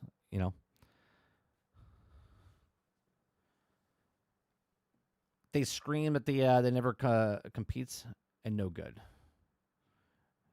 You Yanks. What do I know? That's not part of our English. What do you want me to do? What do you want me to do, Salty? I go to the bathroom. I don't use the loo. You know what I mean? That's what it is. Anyway, we'll be back tonight, 8 p.m. Eastern, for some gameplay. If you want to come back for that, come out tonight, 8 p.m. Eastern. If not, we'll be back tomorrow morning for the daily grind. Appreciate it very much. Hit that like button. Hit that subscribe button. If you'd like to go above and beyond that, become a member as little as $5. I appreciate you very much. Let me see. Let me put out one of the new songs that I worked on. I don't know if I'm going to use this song yet, but let's see. I'll play you out on this one. This is. I don't know if I like this yet, but we're gonna play it on the outro. This is a battle royale. It's called From Hunger Games to Battle Royale. Let me see if this is the one. No, that's not it. All right. So this is the one. You guys have a great rest of your day, afternoon. I'll see you guys in the next one. Peace. Oh, yeah. Yeah. Stay tuned. Everybody stand up, yeah, like I stayed up. We been away, yeah. It started in the movies, Katniss with a bow. The Hunger Games planted seeds we didn't even know. Kids on Minecraft servers built a game to survive. Chest spawns in the center, only one walks out alive. Blocks turn to bullets, squares in the sky. A new way to play, a new way to rise. From mods to modes, the idea caught fire. One winner standing, that's all we require. Battle Royale, the good, the bad, the craze. You rewrote the rules, you changed the arcade. From hunger in the mines to parachutes that fall. Now every game dreams they could have it all. Battle Royale, the good, the bad, the craze. You rewrote the rules, you changed the arcade. From hunger in the mines to parachutes that fall. Now every game dreams they could have it all. PUBG made the drop, Fortnite built the stage, Apex brought the speed, Warzone brought the rage, even Tetris tried it, stacking lines to survive. Now every dev out here thinks BR keeps them alive. The thrills in the circle, the storm closing in, the heartbreak of second, the glory of win. But for every highlight, a burnout waits. Too many clones, can't seal a game's fate. Battle Royale, the good, the bad, the craze. You rewrote the rules, you changed the arcade. From hunger in the mines to parachutes that fall. Now every game dreams they could have it all. Battle Royale, the good, the bad, the craze. You rewrote the rules, you changed the arcade. From hunger in the mines to parachutes that fall. Now every game dreams they could have it all. Some games lost their soul, chasing that crown, built the BR mode. Watch their fans walk out. It's not just the mode, it's the magic, the fight. You can't fake the fire, that first late night. From blocks to battlegrounds, from bows to battle sounds. It started as a spark, now it owns the charts. The good is the rush, the bad is the grind. But there's no denying you changed the times. Battle Royale, the good, the bad, the craze. Love you or hate you, you still lead the stage. From Hunger Games mods to a worldwide call. You didn't just join and you changed it all. Battle Royale, the good, the bad, the craze. Love you or hate you, you still lead the stage. From Hunger Games mods to a worldwide call. You didn't just join and you changed it all. So drop in, gear up, hit a storm in your name. Battle Royale, for better or worse, you changed the game.